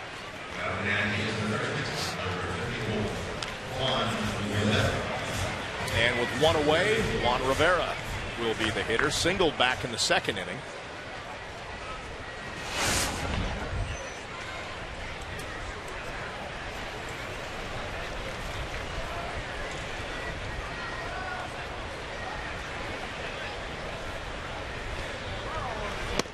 I mentioned the 5 earned runs that Fernando Rodney gave up. 74 2/3 innings, gave up 5 runs. He also recently back from the World Baseball Classic, where he anchored the bullpen for the Dominican Republic, had 7 saves in their 8 wins. Rivera lifts one high into the sky in left center field. Jennings has it, 2 away. Yankees are getting better swings.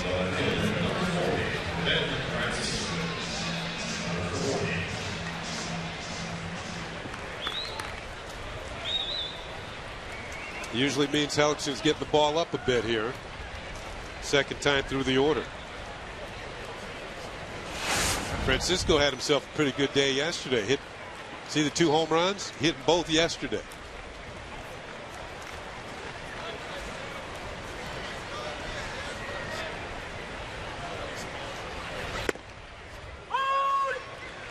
He is starting today. Brennan Bosch, who is a left-handed hitter, was acquired from the Yankees signed him after the Detroit Tigers released him.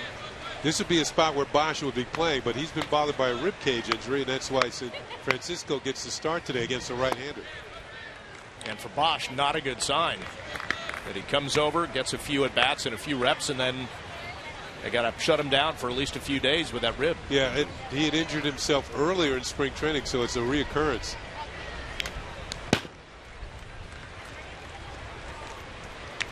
And that's got to be frustrating, yeah, Kenny, when you come in to compete for a job and there's nothing you can do about the competition. Yeah, you just, well, you have to get healthy. You can't get out there and compete for it if you're not capable of doing it. And I think with Bosch in particular, you know, it's a change of scenery, a chance to get started with a ball club in which they play in a ballpark where he's hit pretty well in the past at Yankee Stadium. And now he's just going to have to sit around and wait till he heals. Were you a little surprised that they were willing to let him go, even though they had an option on him? Yeah, well, that's what surprised me. They had options. They could have sent him back to the minor leagues. But in a way, the Tigers did him a favor by putting him out there and for anybody to have, and the Yankees signed him.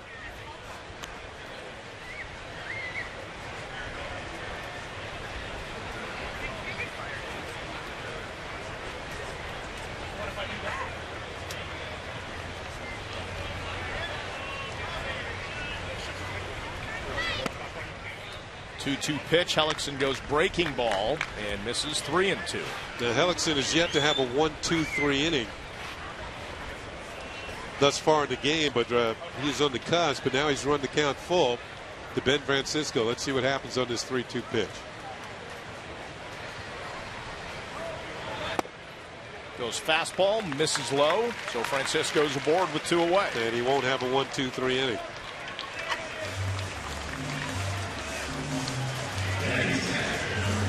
You know, those are the sort of things that pitching coaches will talk to a pitcher about later. You know, not right now, but later on, maybe on the bus ride back to Port Charlotte. Jim Hickey was, you know, in the 4th inning there, you had a chance to have a 1-2-3 inning and keep your pitch count down. You only had 12 pitches that inning. You could have got out of it, but now you had to work that much harder. Those are the sort of things that when they happen to you during the regular season, they could cost you an inning somewhere down the line. Somebody comes in out of the bullpen, blows your lead, and all of a sudden you get a no decision instead of a victory. And Francisco Cervelli, first pitch swinging into center field. 2-out base hit, 1st and 2nd.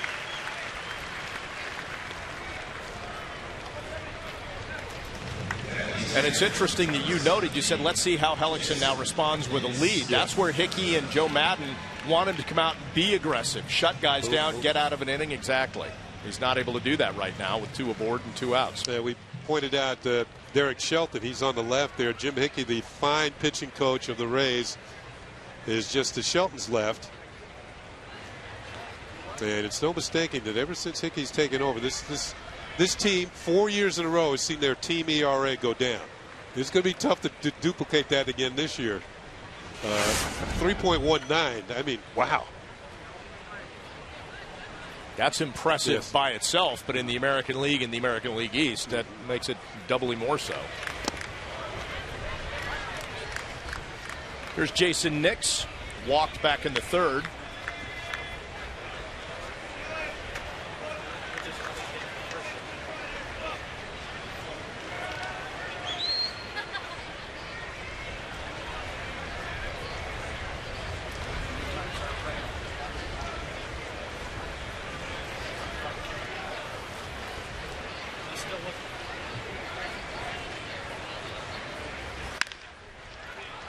And Nix to short. Nice play there by Escobar, and they got him. So it looked like an opportunity for the Yankees, but Escobar takes it away, and Hellickson escapes a jam, leading 5-3.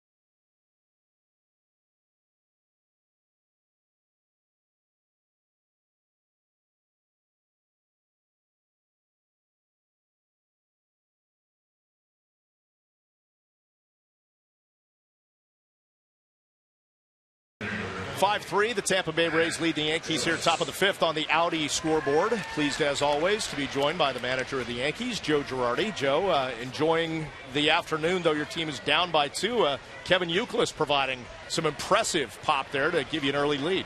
Yeah, and Nooney had a nice triple that he hit as well, and we just gave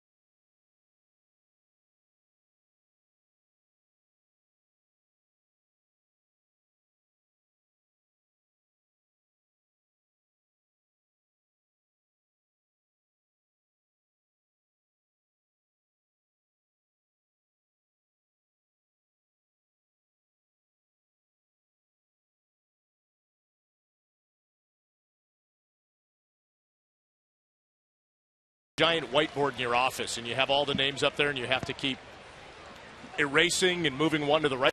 Erasing and moving one to the right side of the board and the left side of the board, that sort of thing. You know, I don't do that because there's too many people that walk in my office that could see that giant whiteboard. The only whiteboard I have up is a schedule, and that's the only thing that's not really going to change.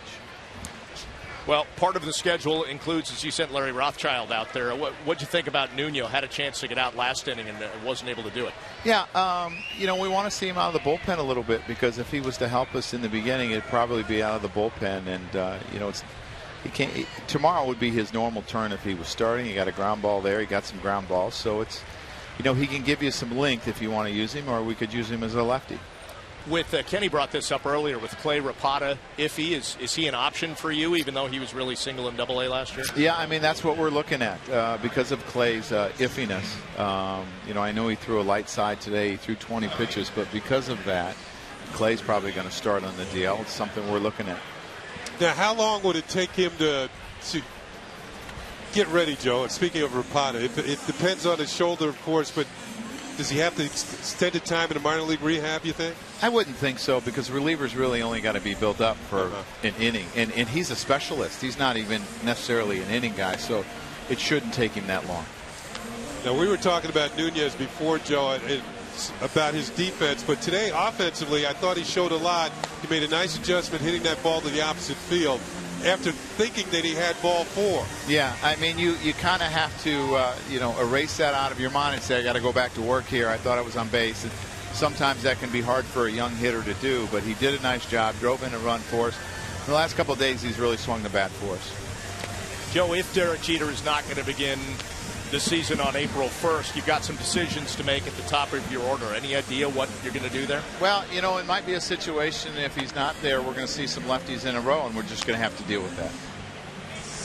Brett Gardner leading things off for you today, obviously hitting around 300 this spring. What have you liked about Gardner and the fact that he's just stayed healthy and is a piece of the puzzle that you didn't have last year? Well, that's the biggest part, that he stayed healthy. You know, even if he wouldn't have had a good spring, I would have been happy if we came out of spring training with him healthy, and I'm pleased with that. But he's, you know, he's taken his pitches. He's swung the bat well. He's played good, whether we put him in center or left. You know, he made a nice throw today, as we saw. So he's a guy that's really important to us. Joe, a little earlier we heard Joe Maddon's thoughts about the American League East, and of course, as you know, any manager knows when you have injuries, nobody's going to feel sorry for you. But he says the thoughts of the demise of the Yankees are certainly premature in his way of thinking. Well, you know, we believe that we still have a team that is going to be very good, and you know, it really starts with your pitching and how your pitching does. I mean, you can take away offensive pieces, but if you don't pitch, you know, you're not going to have a chance. We like our pitching, and we think our pitching is going to do well, and that's what makes us believe that we're going to be there in the end. You know, when you talk about starting pitching, and Shelley Duncan is the batter here with Matt Joyce aboard at first, you look at the question mark of CeCe. Not a question mark, but just coming back from that offseason surgery, things look okay. Will Phil Hughes get back to where he was? Hiroki Kuroda, as good as he is, kind of flies under the radar, and he gave you 7 more scoreless innings yesterday. Yeah, I mean, that's not a bad thing, to fly under the radar sometimes. Let him talk about everyone else and just go out and do your job. But he was as consistent as anyone we had last year and came up big in the playoffs. There's a good sinker right there. You know, and Andy got us into the 7th yesterday, which we were very pleased about. So, you know, the good thing about CeCe is he's, you know, when I come to the park every day after he starts the next day, I'm not worried how his elbow feels, you know, and that's a great thing for him and our club, and he's felt really good after his starts. You know, I saw Andy in the clubhouse before the game, Andy Pettit, and you mentioned what he did yesterday over at, was it in Lakeland yesterday? Yeah. Yeah, well, he pitched pretty well. But he wanted to talk more about his son Josh. He said he threw another shutout.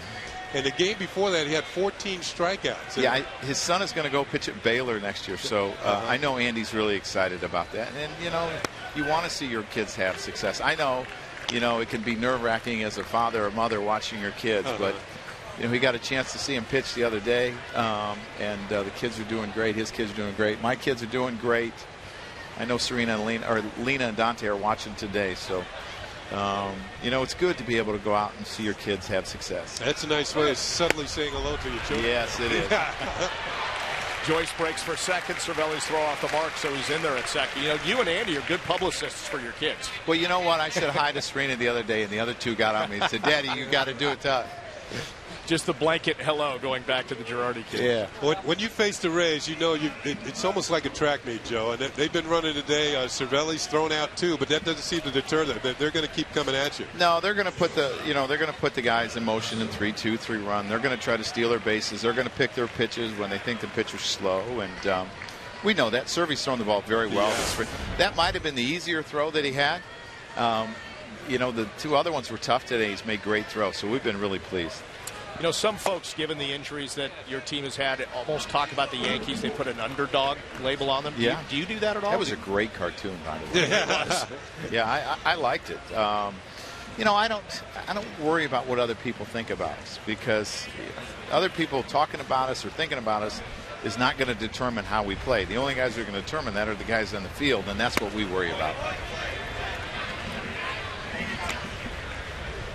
You know, part of that is chemistry, getting to know each other. There are some new faces in camp, and you're about a week away, less than a week now from breaking camp. How do you feel about where your team is at in terms of chemistry and getting along? Chemistry, I feel really good about our club. I think these guys have spent a lot of time together. Spring training's been a little bit longer, which has helped. We've brought some new players into camp, and they fit right in. And we've got to know them, and they've gotten to know their teammates, and it's been good. You know, one thing I read online this morning was I want to get your thoughts about it, that Mariano Rivera been suffering some headaches lately. Yeah. And I saw him in the clubhouse before the game. I thought he was scheduled to pitch today. He is. He is probably pitching the next inning. Okay. You know what? And that's something that I've been through. And, with some medicine, I'm able to get rid of mine, and hopefully that will work for him. I know he's given a lot of managers and other players headaches over the years. Well, not you. No, not me. I think he said this is something new for him, though, right? Yeah. I mean, who knows why you get it? And I'm never really sure why I get them. Sometimes it can be, from lack of sleep and stuff, but they come on. And the big thing is that you understand that feeling when they're coming on, that you take your medicine before, so it doesn't get to a full-flown, migraine.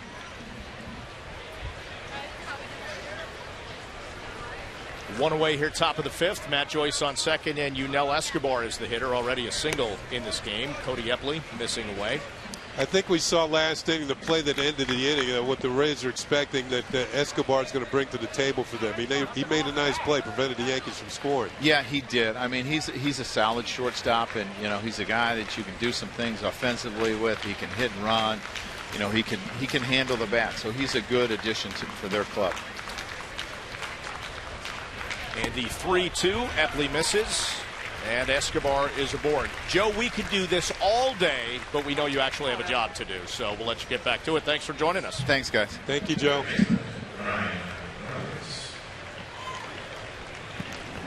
Joyce, a leadoff single in the inning, strikes out Shelley Duncan, and now the walk to Escobar, 2 aboard with 1 away. One thing you want to see, and again, he said we'll see Mariano in this game. That's good news. Epley, you just want to see, and again, you go back to Nuno in the last inning, just more efficiency, getting through hitters a little better. He went full on Escobar there and then walked him. Well, Nuno, a lot of people didn't expect him to still be at camp. They thought he'd be down the road at the Yankees minor league camp, but he's pitched well enough. Now the Yankees, he pitched in a starting role. That's where we had seen him. But now the Yankees are thinking about bullpen help, and they bring him in a bullpen situation. He wasn't quite as effective today. A little ground ball here would cure a lot of ills. Epley in with strike 1. Well, you're looking for that from Epley with the good sinkers. You heard Joe Girardi allude to that he threw a couple of good ones to Shelley Duncan.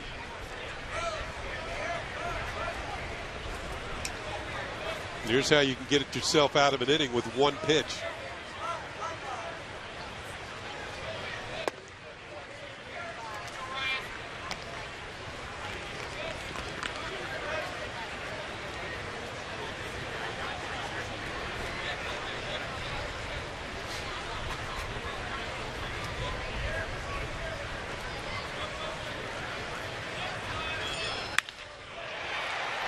Head of Nunez at shortstop. That sent Joyce retreating a little bit. He had to see what happened with that line drive ball, but it's a base hit.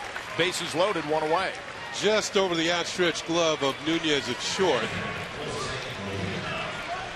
And Joyce had to make sure that it cleared the glove before heading on, so he could only advance 90 feet. You can see Nunez might have got a piece of leather on it, but not enough to flag it down as the two runners are going to advance, and now the bases is going to be loaded on the hit by Ryan Roberts.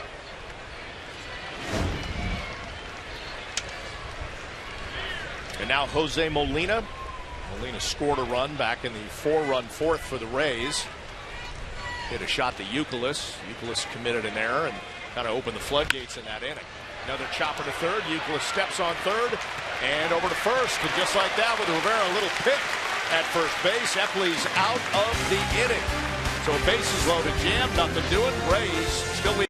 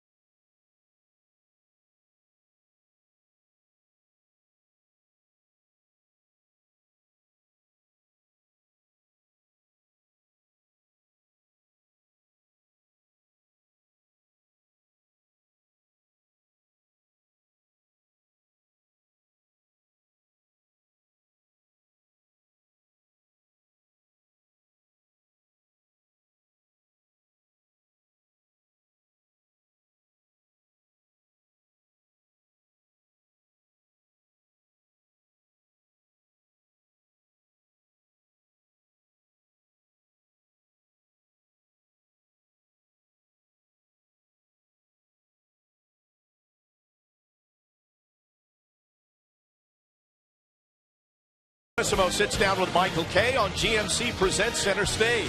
The sideline general discusses his long coaching career from Seton Hall and the Dream Team to his storied years in the NBA. It's Center Stage tonight at 7:30 only on Yes. See Mariano Rivera. We will see him in the top half of the sixth inning. So far, 4 scoreless innings this spring for Mo. Clearly looks like his migraine problems aren't bothering him at the moment. Well, he's going to continue to hand out migraines to hitters throughout baseball. And he's looked very, very strong this spring. And as he gets loose, we've got the bottom half of the 5th inning here with the Yankees trailing 5-3. It'll be 1-2-3 in the order. Brett Gardner, Eduardo Nunez, and Ichiro. Gardner aboard with a single in the first, and then he scored in the third on the triple by Nunez. 5-3, Rays lead it on the Audi scoreboard. 9 hits so far for the Rays.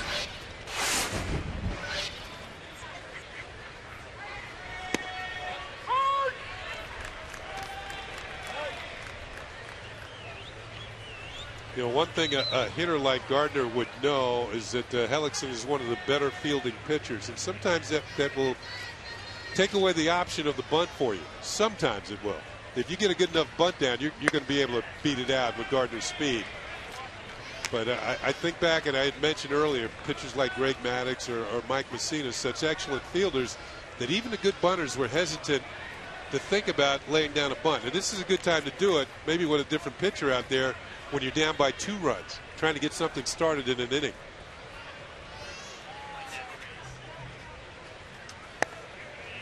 Two 2-1 to Gardner, in for strike 2. You know, I know you didn't bunt a lot, but no. were you a pretty good bunter? if the situation called for it, or even in BP? Well, I think I beat out maybe one or two. I remember bunting in my last at bat against the Yankees. I needed a hit to hit 300 last day of the season. I laid down a bunt, leading off, really? Beat it out. I got to first base, and by the time I turned around to come back to the bag, there was a pinch runner. Earl Weaver took me out of the game, so I'd be a 300 hitter that year. He took care of me. Nice. But the pitcher was Rudy May, who was not a good fielding pitcher, and that's one reason why I laid down the bunt.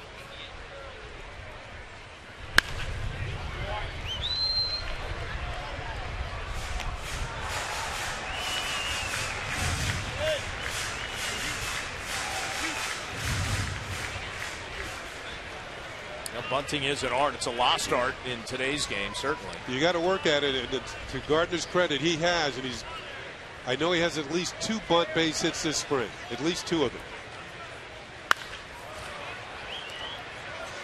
And he lifts one out to left field. The wind blowing that around a little bit. Sean Rodriguez has it, though, one away. Yeah, any fly ball today is going to be somewhat of an adventure. Now, you don't have to deal with the sun, so that's at least half the equation you don't have to deal with. But the wind today is very strong and swirly. Right now, it's kind of blowing straight out. Early in the game, it was blowing towards left. And every ball that's hit is going to get a boost. And that means the outfield, as you saw Sean Rodriguez, drift back a little more in left field. If you can play the outfield in Florida and play it well, you can play it just about anywhere in the world. Well, to show you what kind of crazy weather there is in this area, there is rain north of here, and then close to Orlando, a tornado actually touched down. Wow. Yep. Yeah, the thing about Florida, it's so flat in this state. There's nothing to stop the wind. They're just from coast to coast.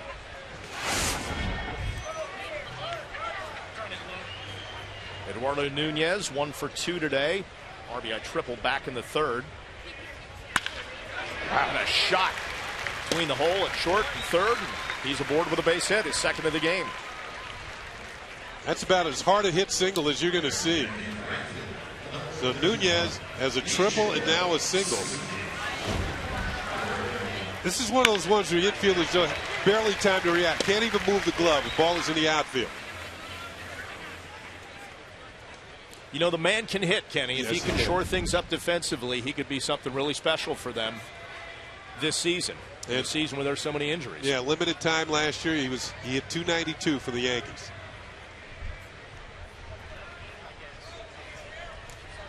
Now Ichiro, who's 0 for 2. A couple ground balls in this game. One hard hit to second base. Then another right back to Hellickson. Hellickson, 73 pitches. He, I think about this time of spring, they're thinking about maybe 90 at the max.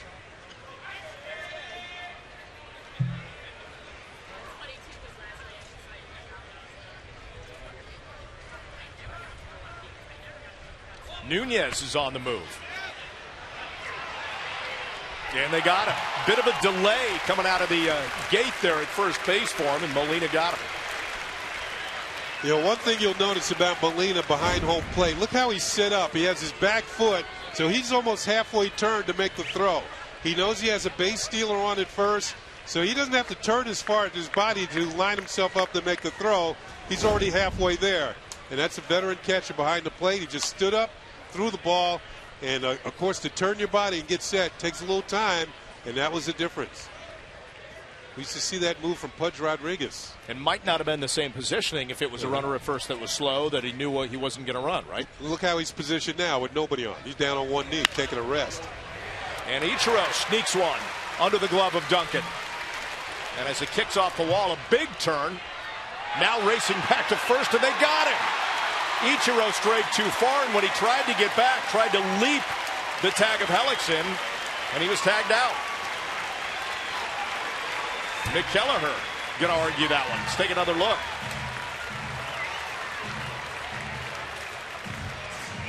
Well, they might have an argument there. Ichiro trying to get back, and according to the first base ump, a little late. The Chevy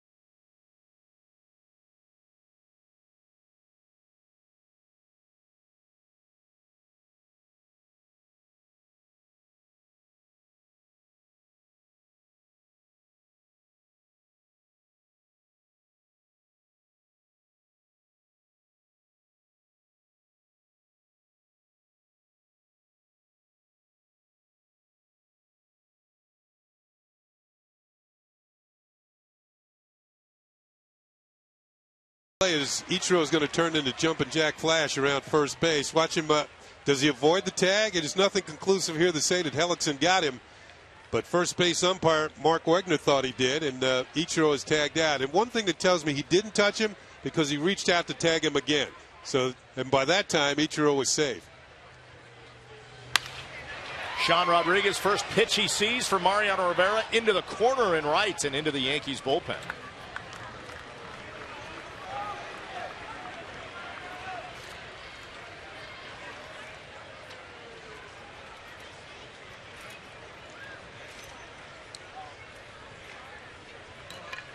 That's exactly, Kenny, what you would expect from Mo in spring training.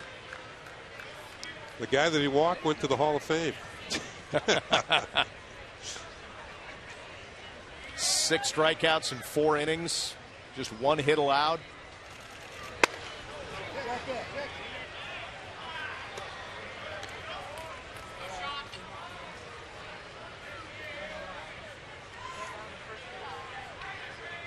You talk about Hall of Fame, that number on his back, already in the Hall of Fame and retired elsewhere in Major League Baseball for Jackie Robinson. And he, of course, is the last one that will wear that number in the majors. Yep. And it'll be in the Hall of Fame again.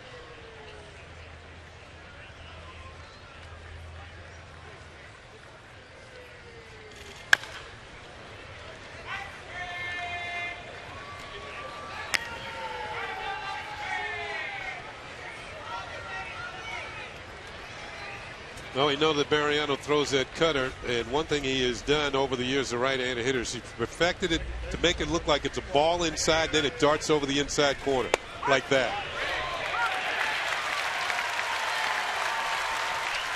Did he call you or something? Did he tell you that was coming? Or? No, that's from years of watching Mo pitch. Here it is.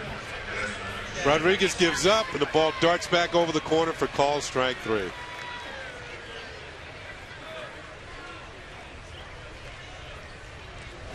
So now it's a 7-to-1 ratio on strikeouts to walks for spring training. Back to the top of the order. Desmond Jennings has a couple doubles this afternoon. 2 for 3. And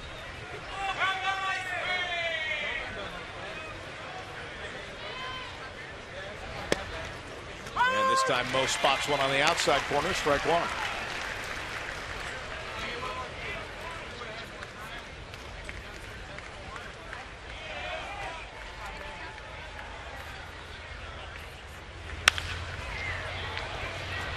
Second base, slow roller.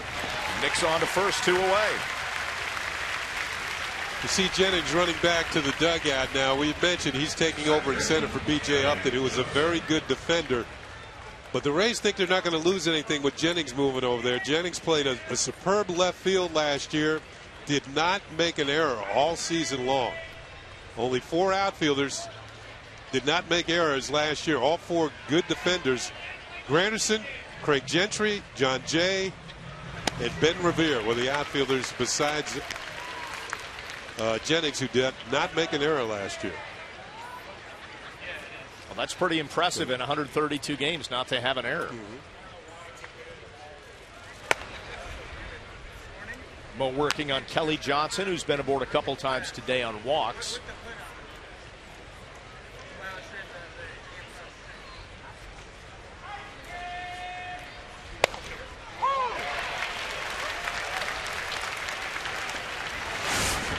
You know, Mo does not throw as hard as he did at one time, but his control is just as good as it's ever been. Maybe even better.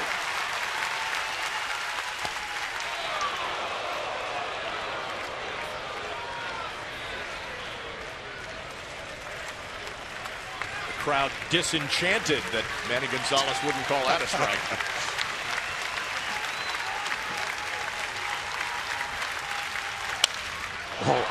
Shattered bat, Youkilis, cross body, and not in time.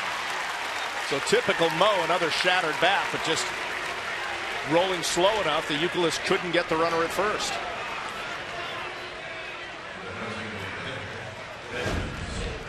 I'll tell you what, it's a badge of honor for left-handed hitters to have your bat broken by Mariano Rivera. Whether you saw it off on the handle or just off the end, you can claim that he got me. Although At this time, Kelly Johnson gets himself an infield hit. The ball wouldn't hit that hard.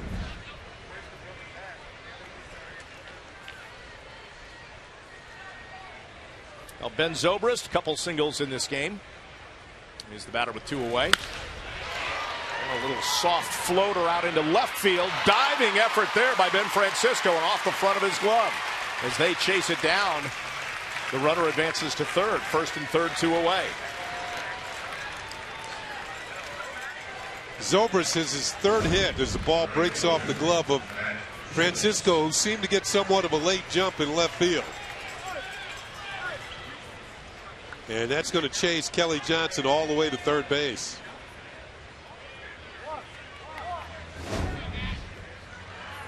Well, it's everything you would expect from Mariano Rivera. Broken bats, soft loopers, or strikeouts.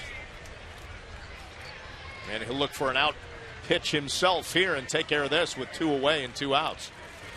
Or 2 on and 2 outs. First and third. And a strike to Matt Joyce.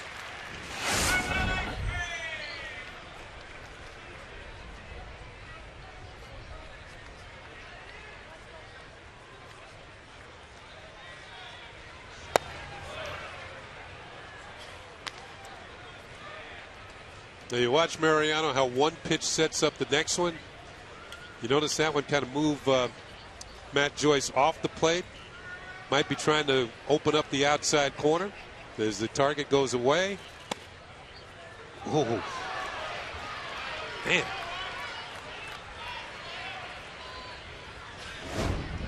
Sometimes you get a call on GP's general principle. Yeah, it's a little low. Okay. It was close.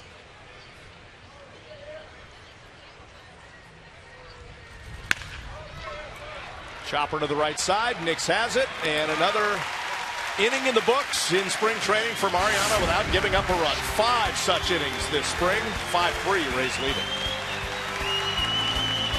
Lexus.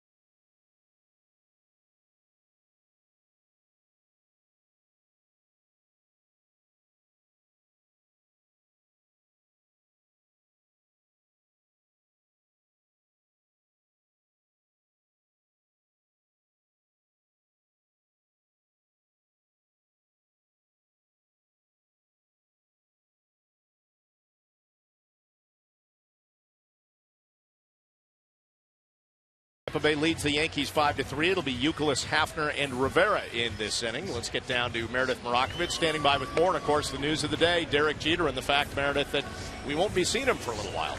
Bob, that's obviously the big story. Brian Cashman saying earlier today that it's likely that Derek Jeter will start the season on the DL. And I was actually at the Himes minor league complex yesterday when he was DHing in that game, went 0 for 4 ground outs. But you could even see when he was trying to run to first, he wasn't going anywhere close to 100%. So the Yankees giving him some time to rest and making sure that he's 100% before he comes back.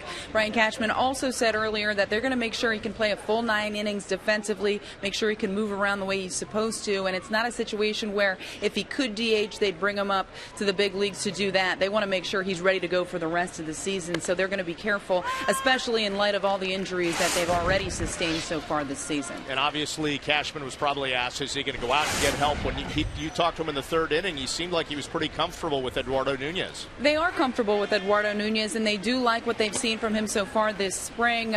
Obviously, defensively, makes some spectacular plays, and it seems like the routine plays where he doesn't have to rush is where he gets in a little bit of trouble. But Joe Girardi has commented several times throughout the course of this spring that they really like what he's done and that he's worked on some things defensively. They feel like he's throwing the ball a little better. He changed his motion a little bit, so they do believe that he can be a good fill-in for Derek Jeter, and they do think they are going to get Derek Jeter back in a reasonable amount of time, where it would only be hopefully April 6th when they get him back, just 1 week of the season, as opposed to a long-term thing where you're looking at guys filling in at first base for Mark Teixeira or some of the other guys that are injured that are missing substantial time.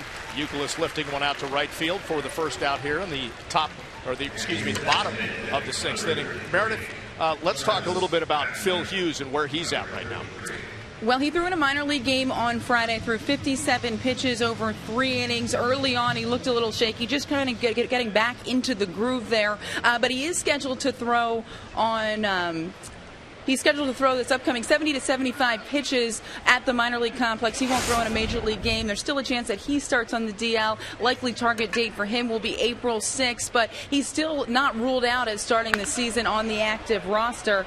And that's coming Wednesday, that minor league start for him. So the biggest thing with him is he's pain-free. He hasn't felt anything in that back since he started throwing again. So that's the main thing, and another guy that they want for the duration of the season. They don't want to rush him back too early. He's not ready. His arm strength isn't there, or his pitch count isn't up, and he winds up injuring himself again, or injuring himself maybe even worse. So another guy that they're going to be extremely careful with. Now, earlier in the game, Kenny mentioned that Brennan Bosch would have been a guy we would have seen today, a left-hander against the right-hander Hellickson. He's not in there. He has that rib cage issue. Is he good to go, or where's he at? He was supposed to play on Friday in Fort Myers, and he felt something before he got on the bus. However, he didn't say anything until coming out off the bus to trainer Steve Donahue, asked him for a heat pack, and Donahue kind of said, what are you doing here? Is something wrong? And then he said, yeah, I'm having some pain in my rib. But, Kenny, you had mentioned that it's the same reoccurring injury that he suffered with Detroit earlier this spring. That's not the case. It's actually on the other side, so it's not a reoccurring injury. It's nothing that they're overly concerned about. Brian Cashman said that he's fine and he'll be in the lineup in the coming days, and he even said that Bosch told him that they're being overly cautious, maybe too cautious, that he could have played if need be today. Well, Hafner just got one up into the jet stream out to right field and gone, a solo home run to make it a 5-4 game. And Kenny, another one like Youkilis, there was no doubt about that one. No doubt, well hit. This is something that the fans of Cleveland saw quite often. In fact, they saw it 42 times one year. Hafner went deep, so the Yankees are hoping, he can add that sort of thing that Raul Ibanez added last year. Pitches right there for him for the taking, and Hellickson has given up his second home run of the day. One by Youkilis in the first inning, and now Hafner takes him deep in the sixth. And wow, those fans out in the pavilion, somebody's happy out there. They've got a souvenir. Folks in the first few rows got whiplash having to turn around and follow that thing out of the park. So again, a 5-4 game. Juan Rivera is the batter. So a little unfortunate setback there, Meredith, getting back to you for Bosch. In the meantime, a familiar old new face back in camp in Chen-Min Wong. Exactly. He's back. The Yankees have signed him to a minor league deal. He'll start the season with the AAA Scranton Wilkes-Barre Rail Riders. So he's a guy that adds some depth to the rotation in the minor league system, but also in the event that he progresses the way he possibly could, if there's an injury up here at the big league level, that could be maybe another option for the Yankees. So that's something just to add depth there, but it'll be interesting to see him back in a Yankees uniform. Yeah, no doubt about it. All right, Meredith, we'll let you go. We'll see you a little bit later. Sounds good. Talk to you later, Bob. Okay. So Hafner's home run makes it 5-4. One out here in the bottom half of the sixth.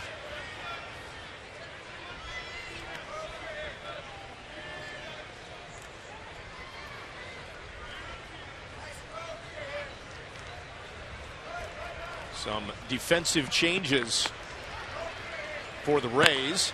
We'll detail those a little bit as Rivera whistles one foul down the left field line.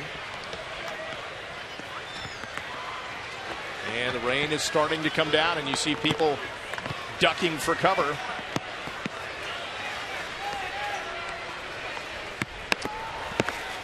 Well, there was a definite possibility. It was in the air all afternoon long, and it has arrived. And it jumps up in a hurry, doesn't it, Kenny? Oh, my It goodness. escalates in a hurry. Popped into foul territory. That is the third baseman, Roberts, 2 away. Fans in Florida know how to make a quick retreat for cover. There's no doubt about it with the weather here. And you see the ponchos coming out. Well, it's nice to be prepared, though, when you come to the ballpark. Obviously, those young ladies have smart parents. See, that's good preparation. That's good producing, having the rain ponchos ready to go. You don't have to get up, go find cover. Or go buy one. Yep. With 2 away, here's Ben Francisco. Francisco aboard on a walk back in the 4th.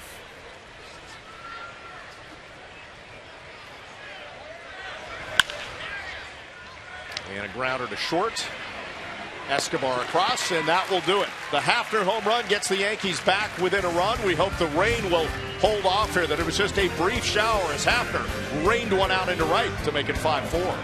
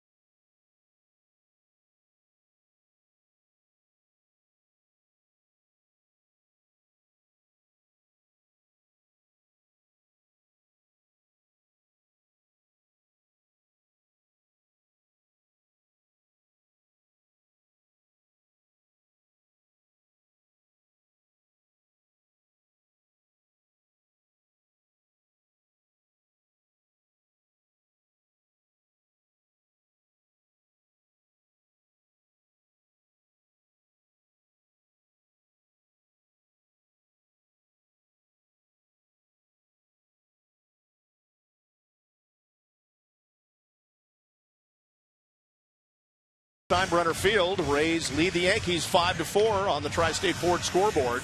11 hits for the Rays, 8 for the Yankees. The Yanks just getting one back in their half of the 6th with Travis Hafner. Hit a towering shot out to right. Yeah, that brought rain. Did. So now in the top of the 7th, fans settling back into their seats after the brief rain shower. Shelley Duncan will lead things off against the newest Yankees pitcher, Jabba Chamberlain. The job of having a good spring, too. And usually you look at a couple of things. You look at the strikeouts per inning, and you also look at the opponent's batting average. And excellent ratio for strikeouts and opponent's batting average. You get anywhere below 200 or you are dealing. So Jabba having a good spring.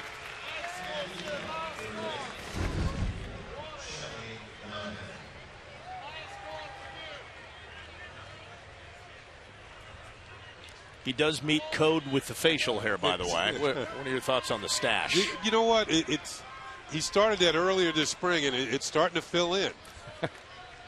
It's almost, Magnum PI like. Yeah. Yeah.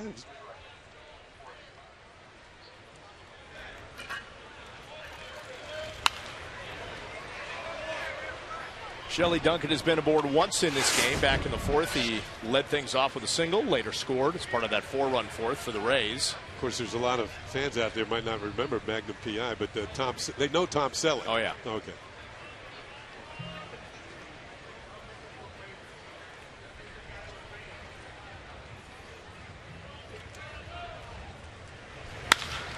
Shelley Duncan socks one out to center field. Brett Gardner right there, one away.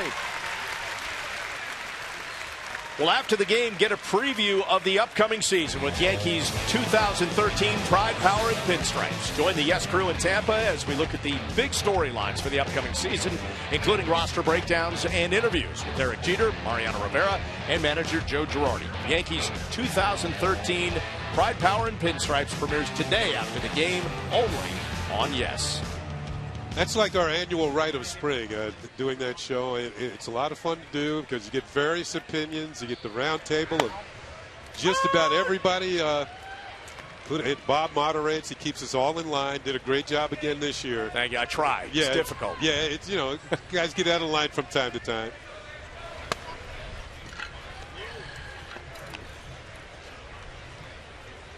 But I've enjoyed it. I've enjoyed doing that show. That's always a great time. We get 2 segments. We get to hash out things going on with the Yankees, within the division. We set the table for you. In fact, you know what I'm going to do to promo the show, Kenny? I'm going to tweet out a picture of us at the round table. Remember we took that picture? Oh, yeah, that's right. Yeah. A little chopper to short. Nunez got him 2 away. That show hosted by Meredith Morakovitz.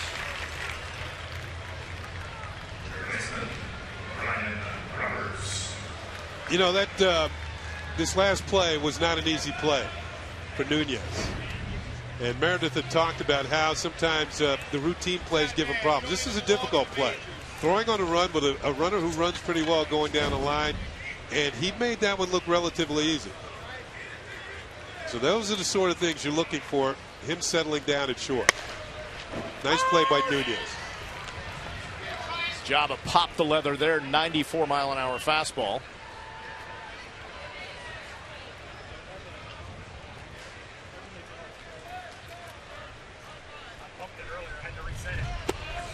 And goes breaking ball and misses. 1-1.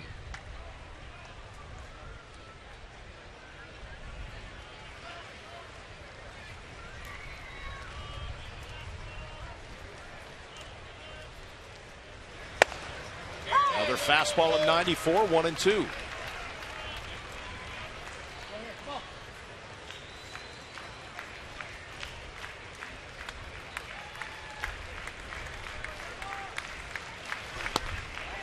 .97 there, Kenny, and just misses. Jabba was had a couple of steps back towards the dugout. Maybe a tad low. Used to be a B actor, Tad Lowe. Remember him? And Jabba with the out pitch there. Goes off speed at 88 miles an hour and strikes him out. So a 1-2-3 inning here in the top of the 7th for Jabba Chamberlain. We will stay here as we honor America with the singing of God Bless America. To preserve our freedom.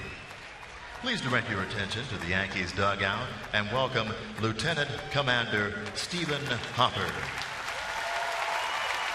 Lieutenant Commander Hopper has served 7 tours between Iraq and Afghanistan, with the most recent deployment last year. He is currently assigned to the United States Special Operations Command at MacDill Air Force Base. Let's have a warm round of applause for Lieutenant Commander Stephen Hopper and all the brave men and women all over the world for their sacrifices for our country. Thank you.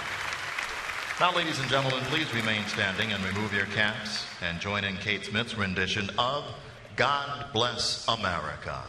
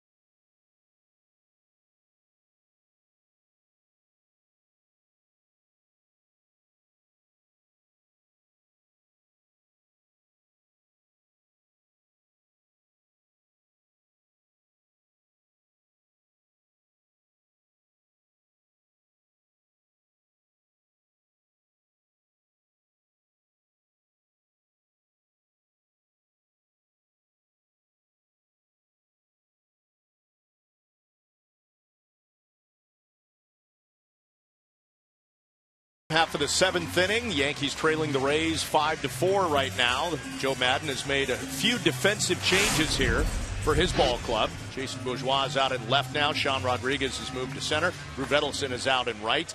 Mike Fontenot has taken over at second base. Jake Hager at short. And behind the plate, Chris Jimenez.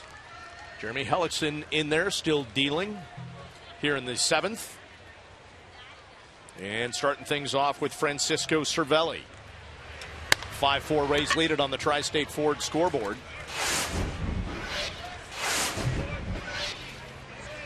Yanks got one back last inning. Towering home run from Travis Hafner made it 5-4. Cervelli's been aboard once today, a single back in the fourth.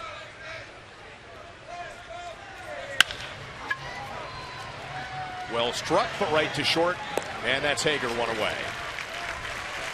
Well, tonight, Darren Williams and the Nets continue their West Coast swing with a matchup against the Suns. Coverage on Yes starts at 8:30 with the Verizon Fios pregame. Then Chris Carino and Mike Fratello are in Phoenix for all the action, only on Yes. Nets getting ready for the playoffs, Bob. Yes. It's good to see them. They'll be back in. Been playing some pretty good ball. Lately, this West Coast swing, part of their circus road trip, Kenny. Yeah, Darren Williams. 11 days they're on the road. You know what? If Derek Jeter comes back from the ankle injuries like Darren Williams has come back from his, Derek's going to have another heck of a season. They can only hope. Williams has been on fire since the All-Star break. Jason Nix on base once today, a walk back in the third. Jeremy Hellickson still out there. Going to come close to the 100-pitch mark. Looks like he's ready to start the season.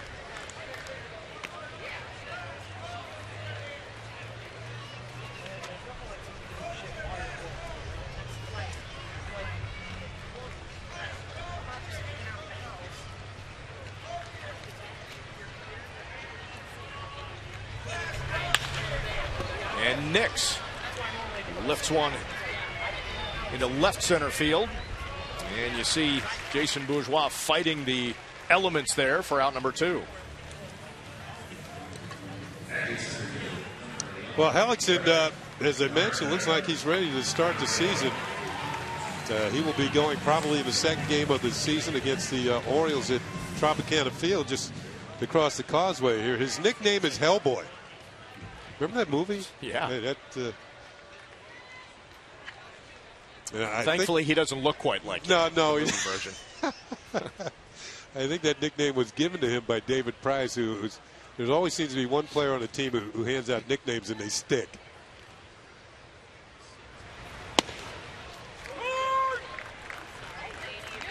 Starts Brett Gardner with a breaking ball strike. Gardner a single in 3 at bats. He scored on Eduardo Nunez triple in the third.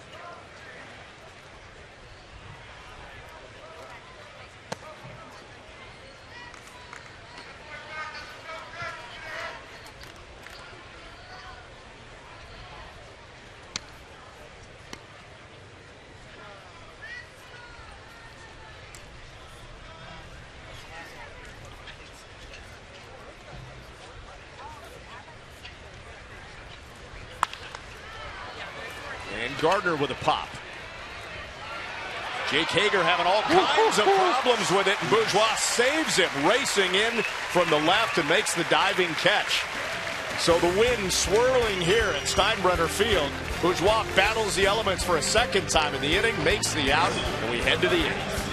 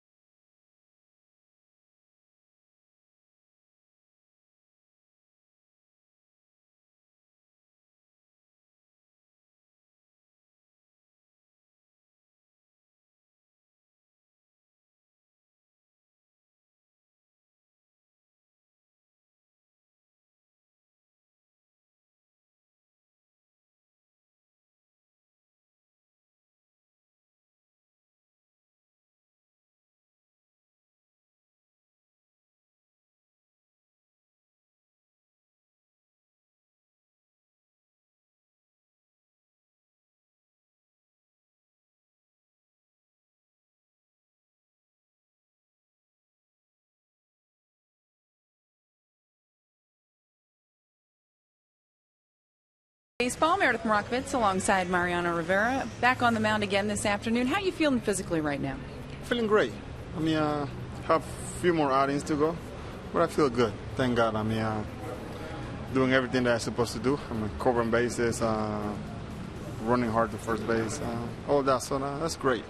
Was there ever a doubt in your mind coming back from a major knee surgery that you'd be at this point right now and that you'd be throwing the way you're throwing? Well, I mean, you always have some, I won't call it fear, but you have something there always that until you pass that test, for me, was just covering first base, reacting from the mound to whatever I had to move, you know. But besides that, everything was good. I mean, I worked hard last year and this year, the beginning of the year. So, I mean, I was expecting good things. You mentioned the fact that you have a couple outings before opening day. What do you need to do, or what do you need to see from yourself to know that you're ready for opening day? Actually, nothing. Just go out there and finish them. You know, finish those 2 outings and be ready for the season.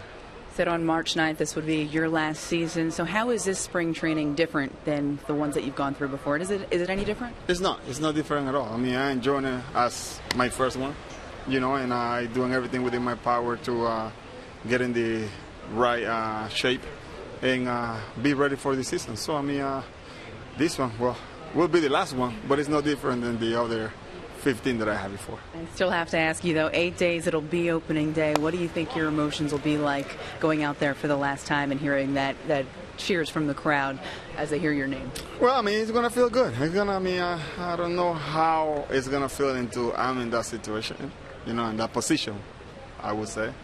But right now, I don't going to jump too far. I'm just going to take it day by day, and when the time comes, yeah, we'll see what happens. Getting ready to hear a lot of standing ovations, hear a lot of clapping this year as you navigate through the season? Yeah, I try to be mentally prepared for that.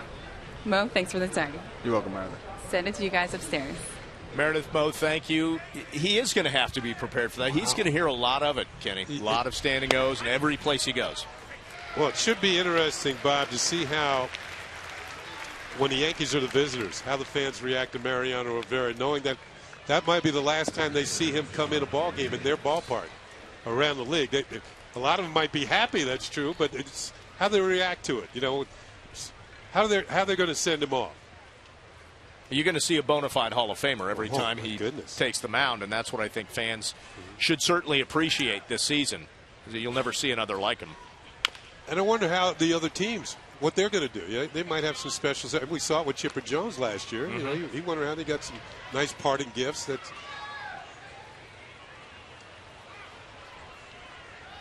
You can only have so many rocking chairs. You know what? One in every room would do it. Right.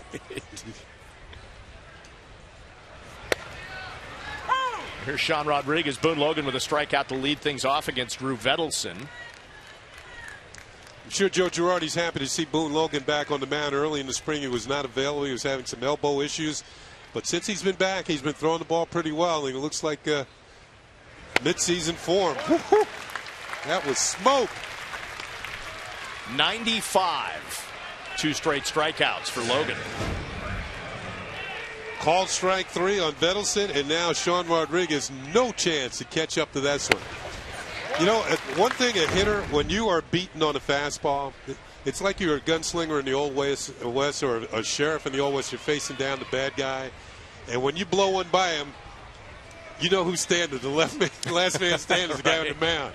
And that's what hitters, they don't like to be beaten on the fastball. Not quick enough. That's when the Undertaker gets out his measuring tape. Exactly. Right?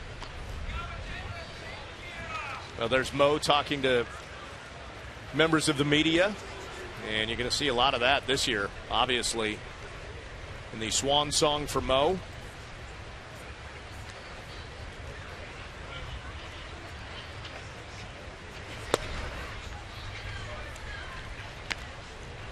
I'm sure there'll be a lot of columns written about him as he makes his way through the American and some National League cities this year. And rightly so, because what we have seen over these years is the best at his position, maybe of any player in baseball history. The things that he has done, no other pitcher's been able to do. And such efficiency. Yeah, we talked about it with Derek Jeter earlier. We've been spoiled by watching Derek play all these years, and the same applies to that man. There's some appreciative fans. And I would be surprised, I've told people this, if he doesn't push Tom Seaver for the most first ballot votes all time. It's hard to fathom him not at least challenging Seaver's percentage.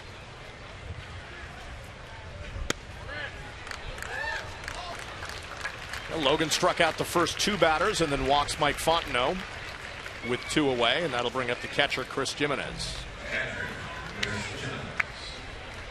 Another day's work done. Usually it ends at the end of the 9th inning, but today for Mariano, he can hit out of the ballpark in the top of the 8th. Get a jump on traffic, something he doesn't get to do, or has never gotten to do ever since he's been closing games.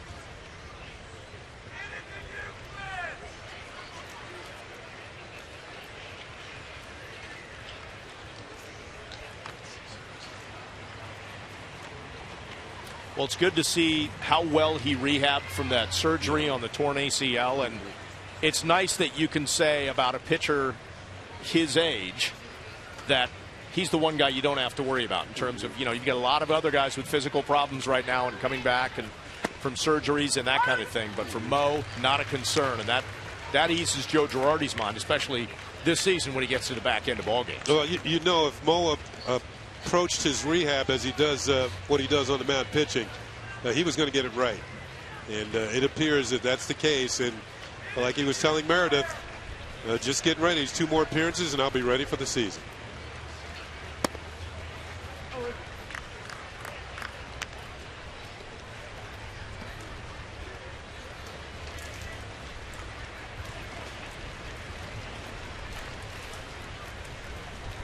Jimenez in a battle for the backup catching spot behind Molina. Jose Lobaton part of that. And a liner right to short, and Nunez has it. So after the 2-out walk, a liner, and that will do it in the 8th as we take it to the bottom of the 8th. Rays up by 1.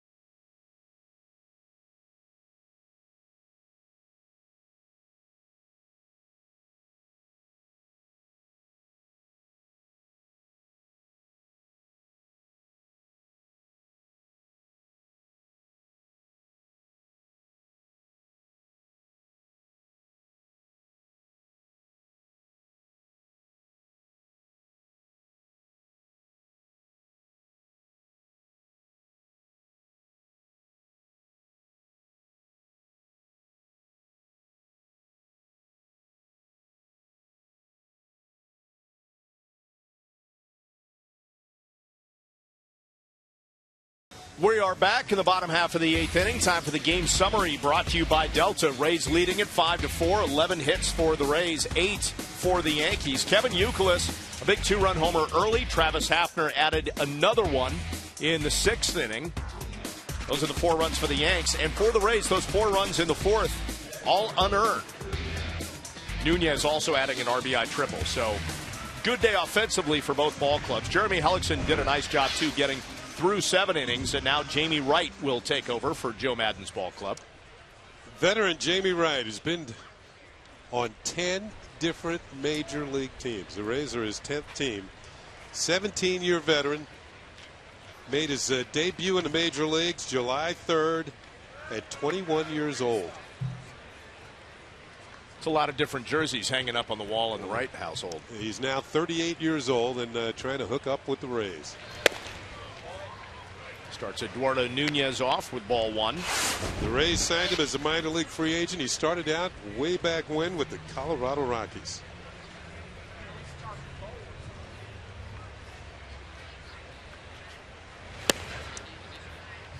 Let's see, should I get through the list here? Sure, please. Colorado, Milwaukee, St. Louis, Kansas City, Colorado again, San Francisco, Texas, Kansas City again, Cleveland, Seattle, the Dodgers, and now the Rays. Wow. It's a good thing you did that with no outs. You wouldn't have had time maybe with 2 outs. Well, we've been warned about talking, starting stories with 2 outs. He's quickly behind Nunez 3-0. Nunez has had a nice day at the plate. Couple hits, triple, a single, and an RBI.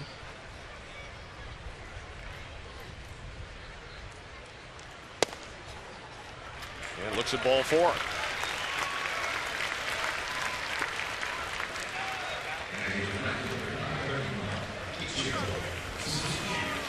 Well, usually a leadoff walk is never a good thing when you're protecting a 1-run lead. Let's see if the Yankees can capitalize.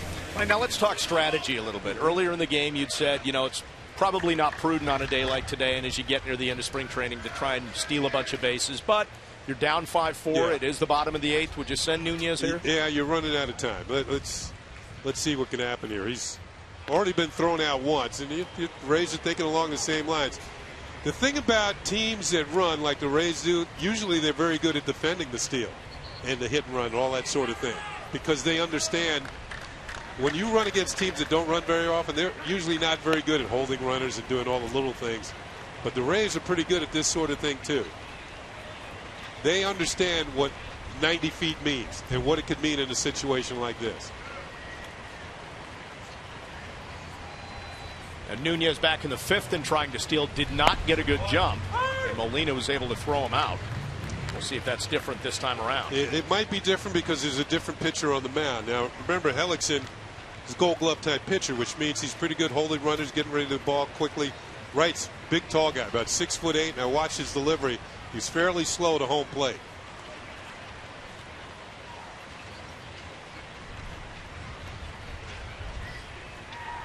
And Nunez is on the go. Jimenez to throw down, and he's safe. So Nunez under the tag, and he's got himself a stolen base.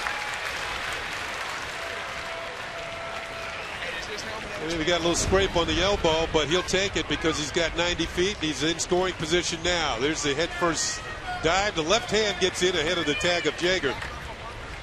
Jimenez comes up firing, made a decent throw, but the hand got in there before the glove got to the shoulder. And the difference was Jamie Wright's delivery. Just a fairly high leg kick, and Nunez didn't waste any time. Catcher made a good throw, good tag, but it took too much time for the pitch to get the home plate. So Ichiro now with a chance. Get a base hit inside the game. Chopper to the right side. Duncan with a backhand. Flips over to right. They'll get the out, but Nunez moves on to 3rd.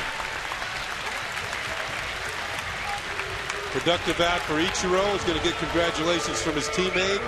The Rays are going to be forced to bring the infield in. And here you come with a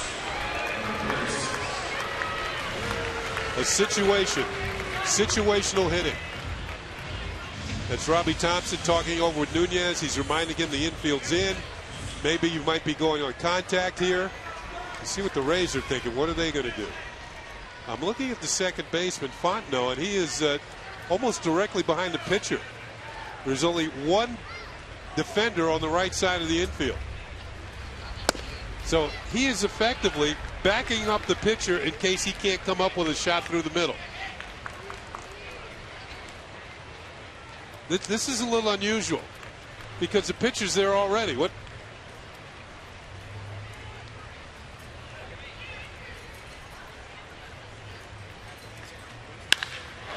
And Youkilis puts an absolute charge into that one. Drops the hammer for a second time in the game.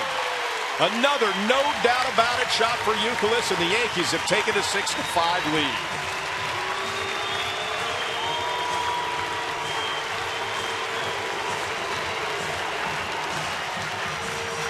Well, we mentioned he'd given up a run on an error, and he was up 2-1. Now he's up 4-1 on his personal ledger today. This was hit better than the first one. Smoked. Well, if Fontenot was going to get that one, he'd have to have been halfway up the scoreboard, let alone behind the pitcher. Here it is again. A pair of 2-run home runs for Kevin Youkilis. And that sweet crack of the bat is just bad noise to an opposing pitcher. Both Jeremy Hellickson and Jamie Wright have now heard that sound today. Dan Johnson at the plate. He gets a chance. Hafner has the rest of the day off. So the Yankees have broken out the home run bats here today. 3 homers, 2 for Youkilis, 1 for Hafner.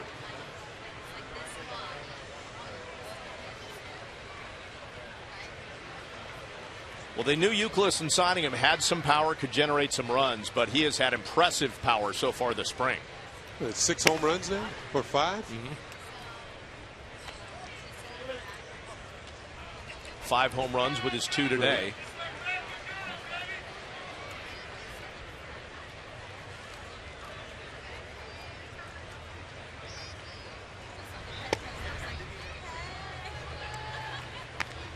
Is it too late to call Mariano back?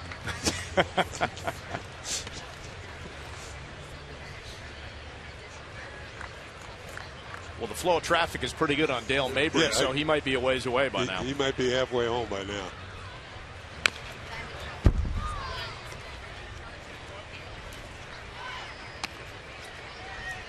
Now, Kenny, as the Yankees look for players with power, they've tried certain players, obviously bringing in Juan Rivera, Travis Hafner, maybe catch lightning in a bottle. Multiple reports on Twitter right now with Yahoo's Jeff Passan starting things off that the Yankees are closing in on a deal for a trade for Vernon Wells with the Angels. Well, that would be interesting. Former Gold Glover with the Toronto Blue Jays. Vernon Wells makes a lot of money. And, you know, there are those who tell you maybe his best days are behind him, but he was a big-time player with the Toronto Blue Jays. And we all know that the Angel outfield is not, you know, now it's populated by Bourgeois and or Burgos and Mike Trout. I mean, the plethora of young talent was one reason Torrey Hunter wasn't coming back. Yeah, exactly. He signed a 2-year deal with the Tigers, and Vernon Wells found himself quickly last year the odd man out and just looking for at-bats with that team. And, of course, the signing of Josh Hamilton. How could I leave him out? I was getting to him. Those are 3 pretty good outfielders. Well struck out into right field, but right into the glove of Vettelson. 2 away.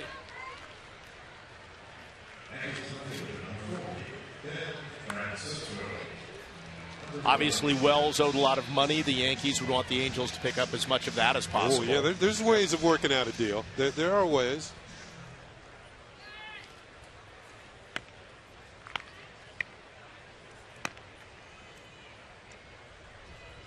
So we'll see if that comes to fruition. If you're on Twitter, you can follow a variety of sources now. Joel Sherman, Buster Olney, Jeff Passan, they're all reporting it. And Bob Lorenz. Well,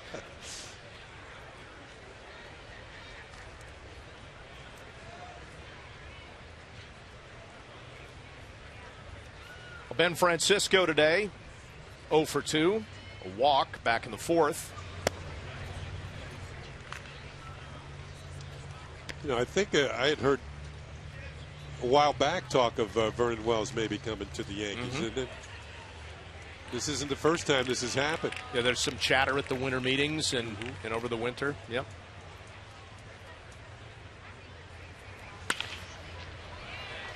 To third base. Tough hop for Roberts, but he's got it, and that will do it. But not before Kevin Youkilis comes up with not only a second homer of the game, but his second blast of the game. That put the Yankees in front, 6-5 over the Rays.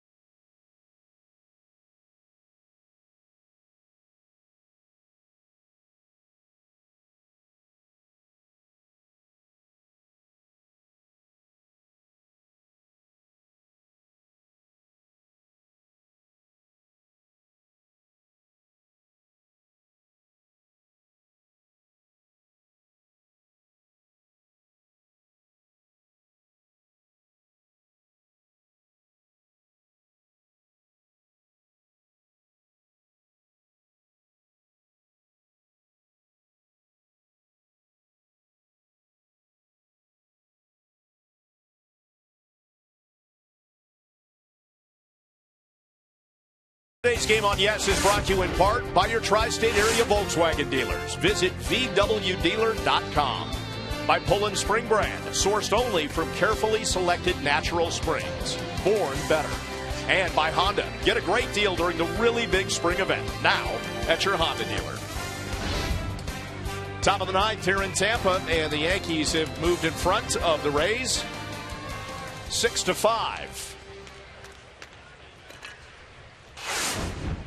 Ben Zobrist leading things off. Zobrist DHing for the Rays today, has 3 singles. David Aardsma is the new pitcher for the Yanks.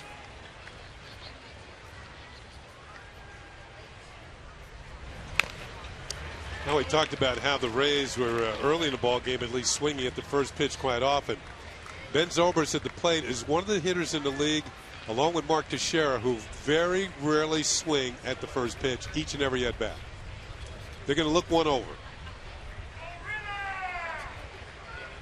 Don't you have to mix that up as a hitter, though, a little bit? Because if I'm a pitcher and I know you're not swinging, I'm whistling strike one. Yeah, but it depends on the situation, too. Now, when you're down by a run, you get that first fastball right down Broadway, it's time to do business. You know, you're.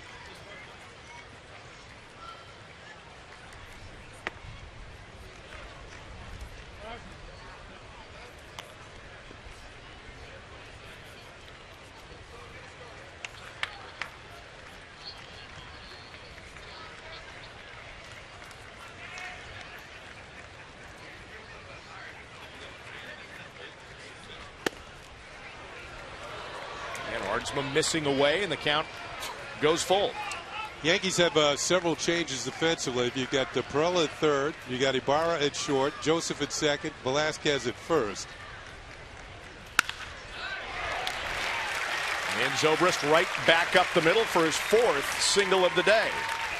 Well, 2013 Yankee season tickets are on sale now. Benefits include savings off the game day ticket price and postseason options.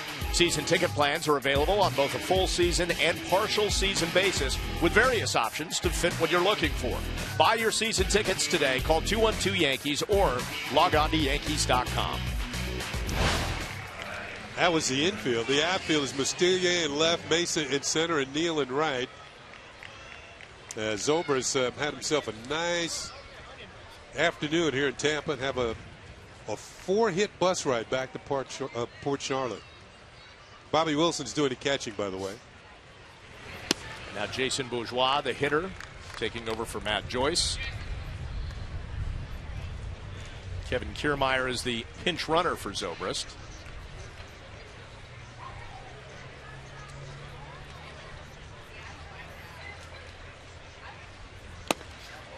A swing and a miss, 1-1.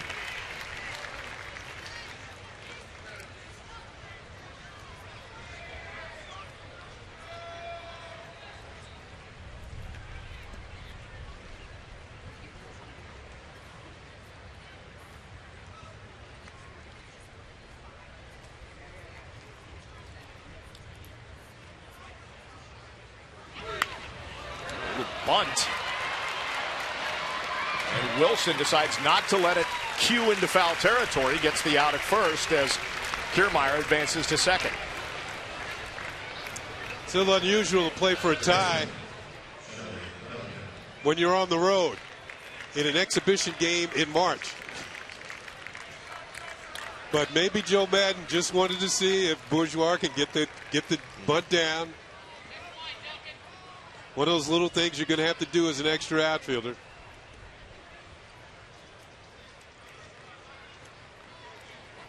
Well, Shelley Duncan now has an RBI opportunity, 1 for 4 today.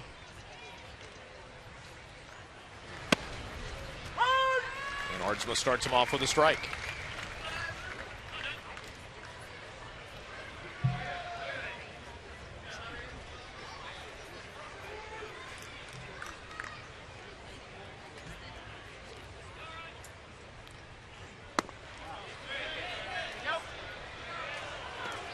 No swing, says first base umpire Mark Wegner.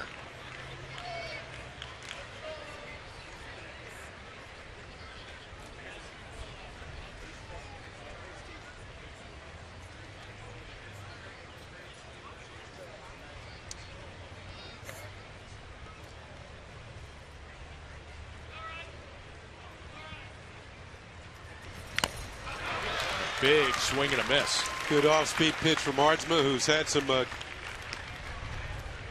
closing in his past. He did it with the Seattle Mariners before came up with elbow problems. Eventually underwent Tommy John surgery, recovered last year, rehabbed last year. Didn't do any pitching, but he seems to be ready this year.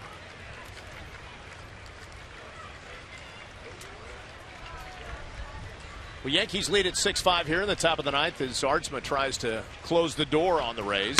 Want to remind our viewers that coming up immediately after this game, it's the premiere of our season spring training special, Yankees 2013 Pride, Power, and Pinstripes. Touch all the bases in terms of what's ahead for the Yankees this season. Interviews with Andy Pettitte, Joe Girardi, Mariano Rivera, Derek Jeter.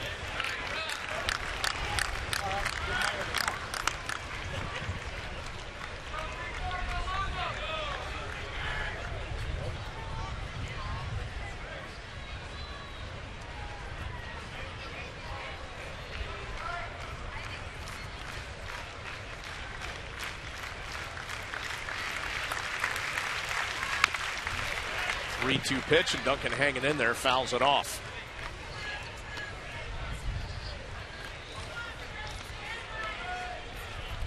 What kind of a contributor do you think Ardsma can be? Well, he would come up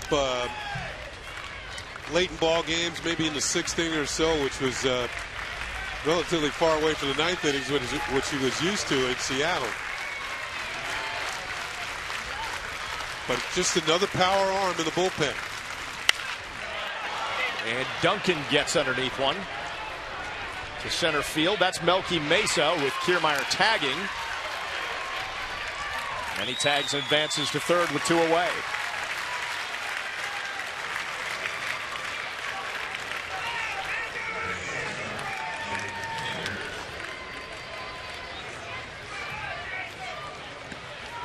And that'll bring up the shortstop, Jake Hager, who took over for Yunel Escobar. Well, if the Yankees can get the last out here, it'd be a nice comeback win. Anytime you're down by a run going into the latter stages of the ball game, and you come up with two real quick on one swing of the bat, and then you got 3 more outs to go. This is the man you're waiting for. This would be the 3rd out if Ardsman could put him away.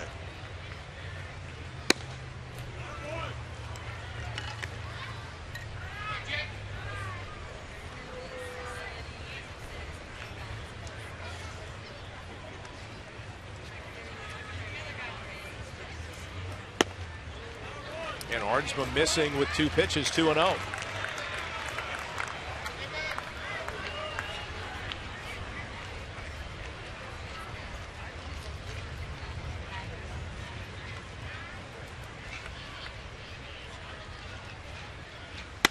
Look out.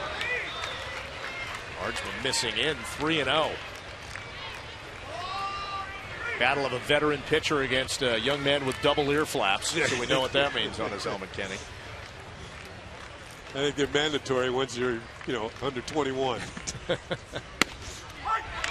Ardsman takes just a little something off and gets that one down the middle, 3-1.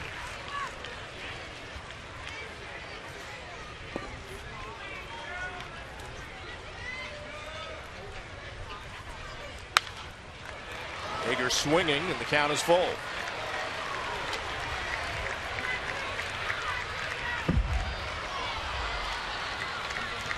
I believe this is the hardest that Ardsman has thrown all spring. He's got a good fastball today. He's dialed it up to 94. Full count now to Jake Hager. Chance to wrap this thing up. And Hager instead lifts one out to right center field. Mesa will chase. Along with Neal, the run will score. Hager has a double, and the Rays have tied the game at 6.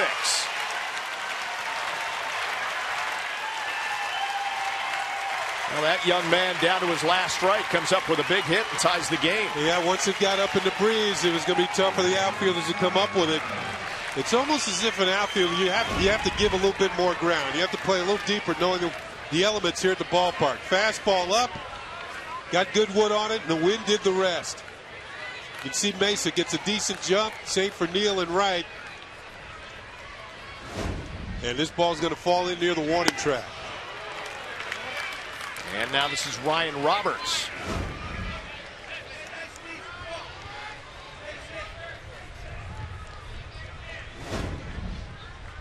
That was all caused because he fell behind on the count and had to come in with pitches that were too fat. Good pitch outside, swing and a miss from Roberts, 0-2.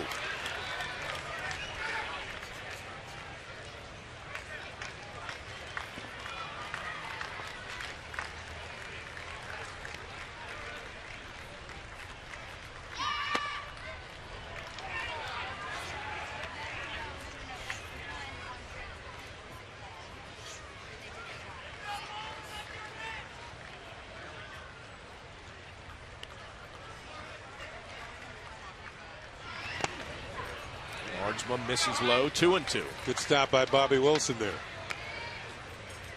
who was known as a good defensive catcher when he was with the Angels.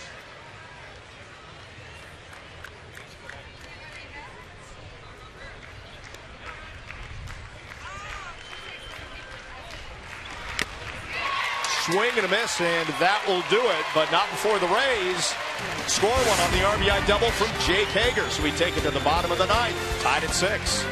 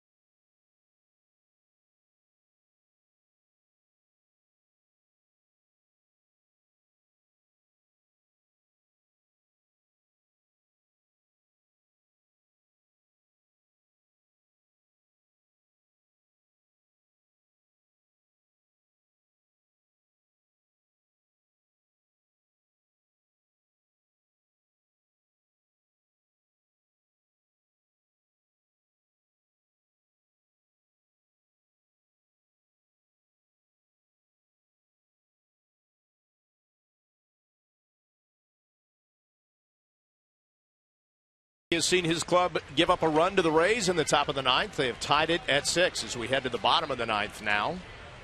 And with the wholesale changes, it is Bobby Wilson leading things off. He took over for Francisco Cervelli.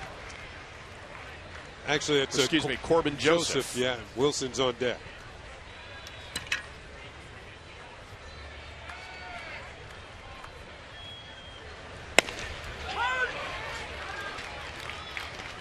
We've seen Joseph play a little third base, a little second. Swings a pretty nice bat.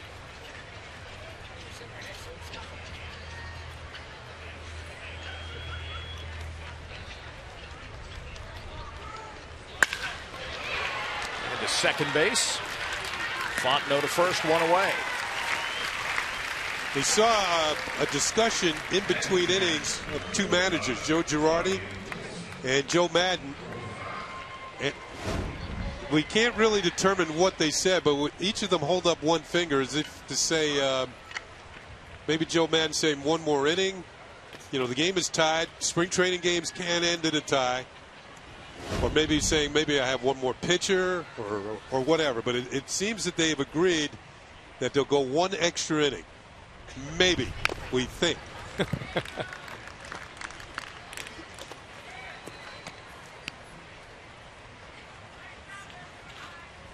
So here's Bobby Wilson with one away. Thomas Neal on deck.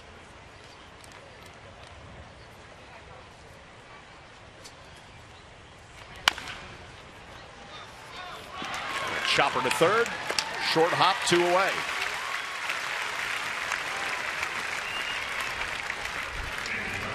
That's Josh Lukey.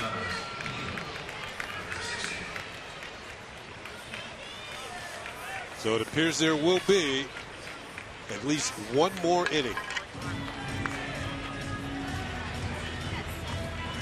Well, Thomas Neal could change things in a hurry. Does have a home run this spring. Homered against the Red Sox down in Fort Myers. Yeah, I was watching it. You and Flash did that. Yes, game. we did. Yeah. Nice little ride down to Fort Myers from here. It sure is. Nice little 2.5 hour ride. Not getting any closer. John Flaherty was the pilot. Oh, all right.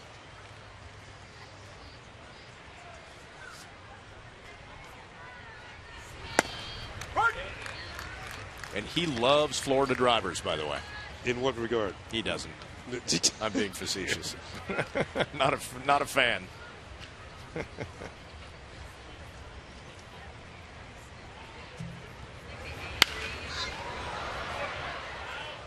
Let's take a look at that home run. This was back on Sunday, March 3rd. As called by Bob Lorenz.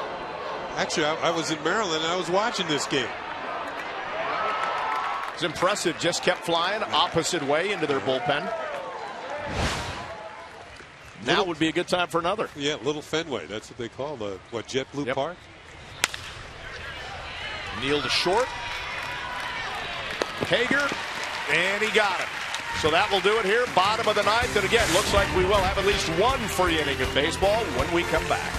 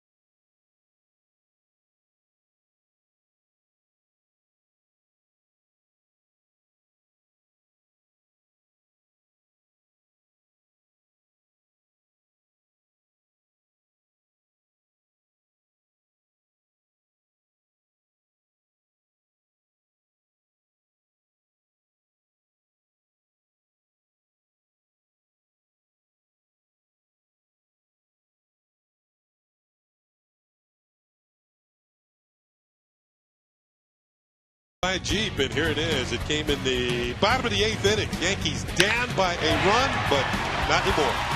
Second 2-run homer of the game for Kevin Youkilis. That put the Yankees up 6-5 at a time. Right now we stand at 6-6 going into the 10th inning.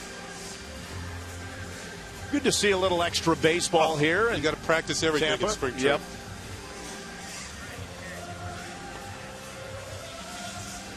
So the pitcher for the Yankees, Josh Spence. So with Josh Spence coming on and Josh Lukey warming up, we're not joshing here in the 10th inning. Oh, boy. So to speak.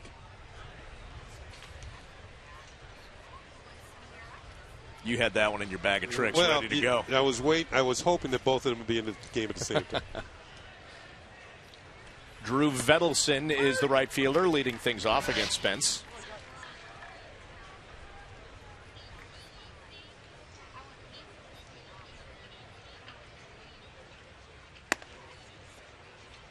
Vedelson, left-handed hitting outfielder, made the ride all the way up from Port Charlotte. Got a chance to face 2 left-handed pitchers. Boone Logan struck him out last time.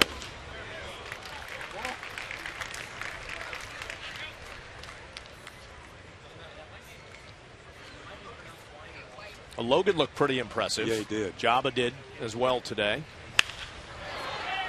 And laced out to right field and just foul. Mariano looked good, and the only hiccup was by Ardsma.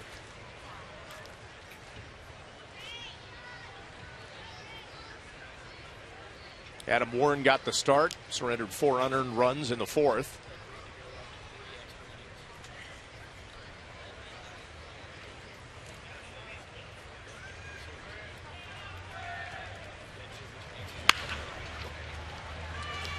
To second base. Joseph on to first, 1 away.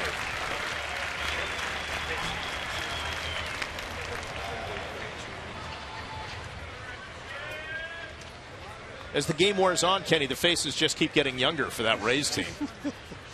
Well, they've over the years, Spence is only going to face 1 batter. Yep, he's out of there.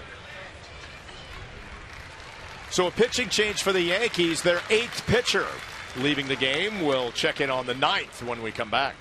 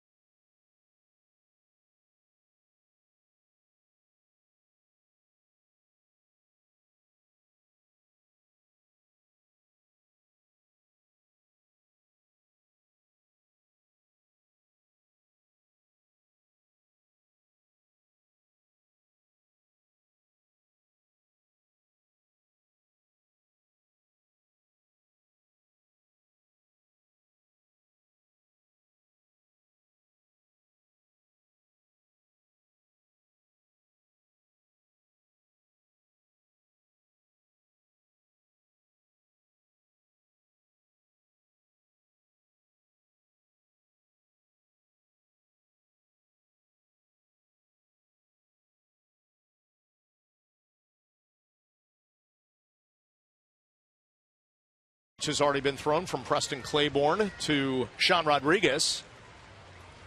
Claiborne, the new pitcher for the Yankees.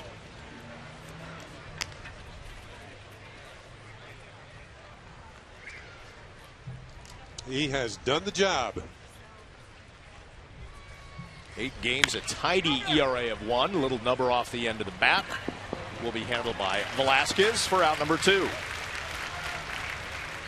Nice slider right there. Rodriguez chalked it off the end of the bat. Well, the Yankees definitely need to start beefing up the pipeline of young players. Claiborne's been a guy who's impressive. You mentioned Nuno had some good numbers. And there's some good young arms in camp here. Mustillier has been impressive in terms of being a hitter. You know, Melky Mesa, I know his batting average isn't high, but he's hit 3 home runs this spring. With 2 away, here's Mike Fontenot.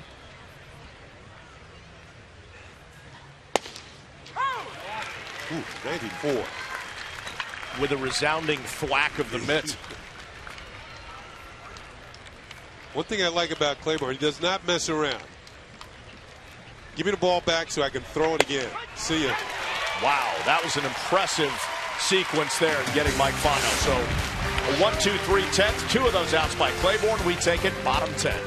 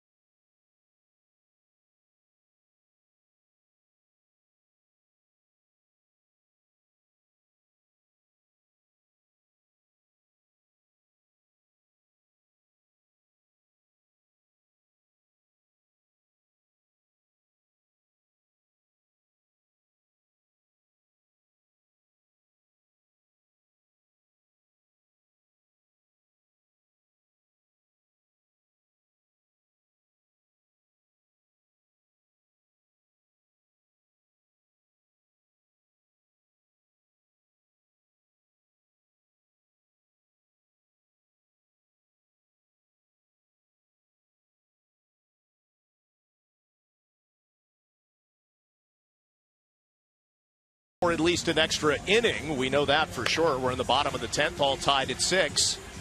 13 hits for the Rays this afternoon here at Steinbrenner Field. 9 for the Yankees. And the guy that could be the last man standing for the Rays, Josh Lukey, out of the pen. Spent most of his time last year at AAA Durham for the Rays and appeared in 3 games with Tampa Bay. Gave up 7 runs in 3 1/3 innings. Not going to take that many here. But he's going to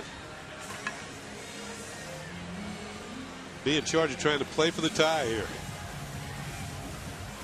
Yankees got 2 back in their half of the 8th on the Youkilis home run, and then the Rays got 1 in the 9th to tie it at 6. Even extra innings, Kenny, we're still beating the rain, which is good. That's good news. We were afraid that rain might be an issue today, but one very brief shower, and that was it. So Ronier Mustillier, 1 home run already this spring. He'll lead things off against Lukey. Quick bat, solid line drives we've seen off the bat of Mustillier this spring.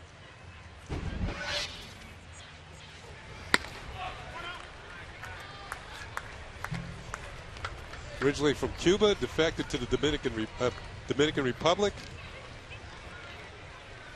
and now getting a chance to play. Open up some eyes. I would say he's done that here in spring training.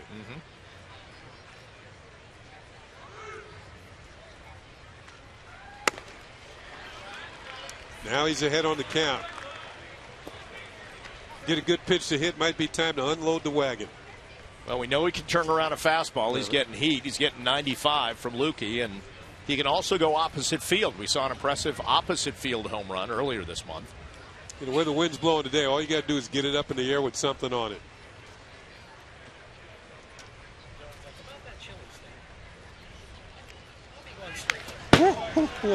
He wanted all of that. Oh, my goodness. Every bit. My rib cage is hurt.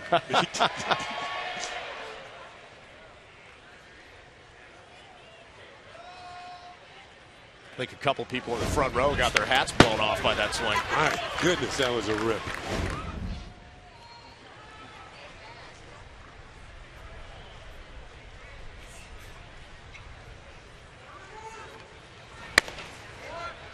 And Lukey dials it up to 96 and misses, so 3-1. All right, he's had one swing to get loose. Well, he's got two to produce. Get loose. He should be loose for a month after that swing.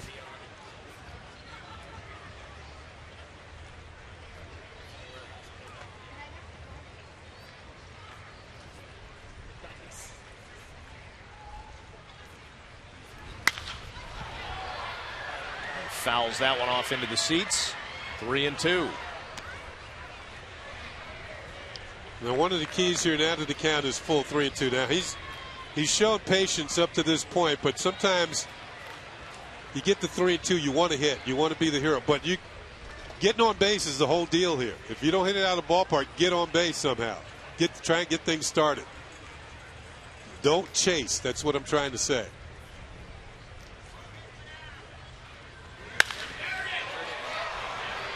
Mustillier out to left. Kenny said, get it up in the air.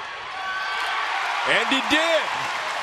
Mustillier with a game-winning home run here in the bottom of the 10th inning. You get it into the jet stream here on a day like today, and you can put your team ahead or win a ball game, and that is exactly what Mustillier just did. It looked like this one landed on top of the fence and then went over. So he didn't quite get it, but he got enough of it, and the elements helped him. A game-winning home run for Ranier Mustillier. I don't think he quite got this one. Maybe a little underneath it. Bourgeois going back in left field. See, he's twisting. The wind has it. It hits on top of the fence and goes over. Looked like it may have hit the kind of canopy or the tractor behind it. Whatever it hit, it bounced over, and that's it. What a way to end it. No doubt about it. Boy, that was impressive. As Kenny said, you just get it up in the air and good things can happen, and that's exactly what happened for Ranier Mustillier. Comes up with the game-winning home run here in the bottom of the 10th. Let's take one more look. Well, he had one swing to get loose, and he did, and now he's ready. I don't think he quite got it. Maybe just underneath it, but as we said, and Bob said, the wind's got it, and it is gone, and there's your ball game. And it didn't look like he believed it at first, but again, it just kept flying, and it proved to be the game winner. 7-6, the Yankees win it here in 10 innings against the Rays. Time of the game, almost 3.5 hours, 3:22. Rays actually out-hit the Yankees 13-10. Jennings 2 for 4 with a couple doubles and a couple runs scored for the Rays. But for the Yankees, Travis Hafner a big home run. Kevin Youkilis 2 monster shots, and then Mustillier with the walk-off game-winning home run. Well, that will do it from here at George M. Steinbrenner Field. Today's game produced by Bill Bolin. Coordinating director, John Moore. Our senior vice president of operations, Ed Delaney. Our supervising producer is Woody Fryman. And the executive producer is Mr. John J. Filippelli. Join us again Tuesday for Yankees baseball as the Bombers take on the Astros at George M. Steinbrenner Field. Coverage begins at 7 o'clock on the YES Network. Once again, the final score, Yankees win it 7-6. For Ken Singleton and Meredith Marakovitz, I'm Bob Lorenz saying so long from Tampa.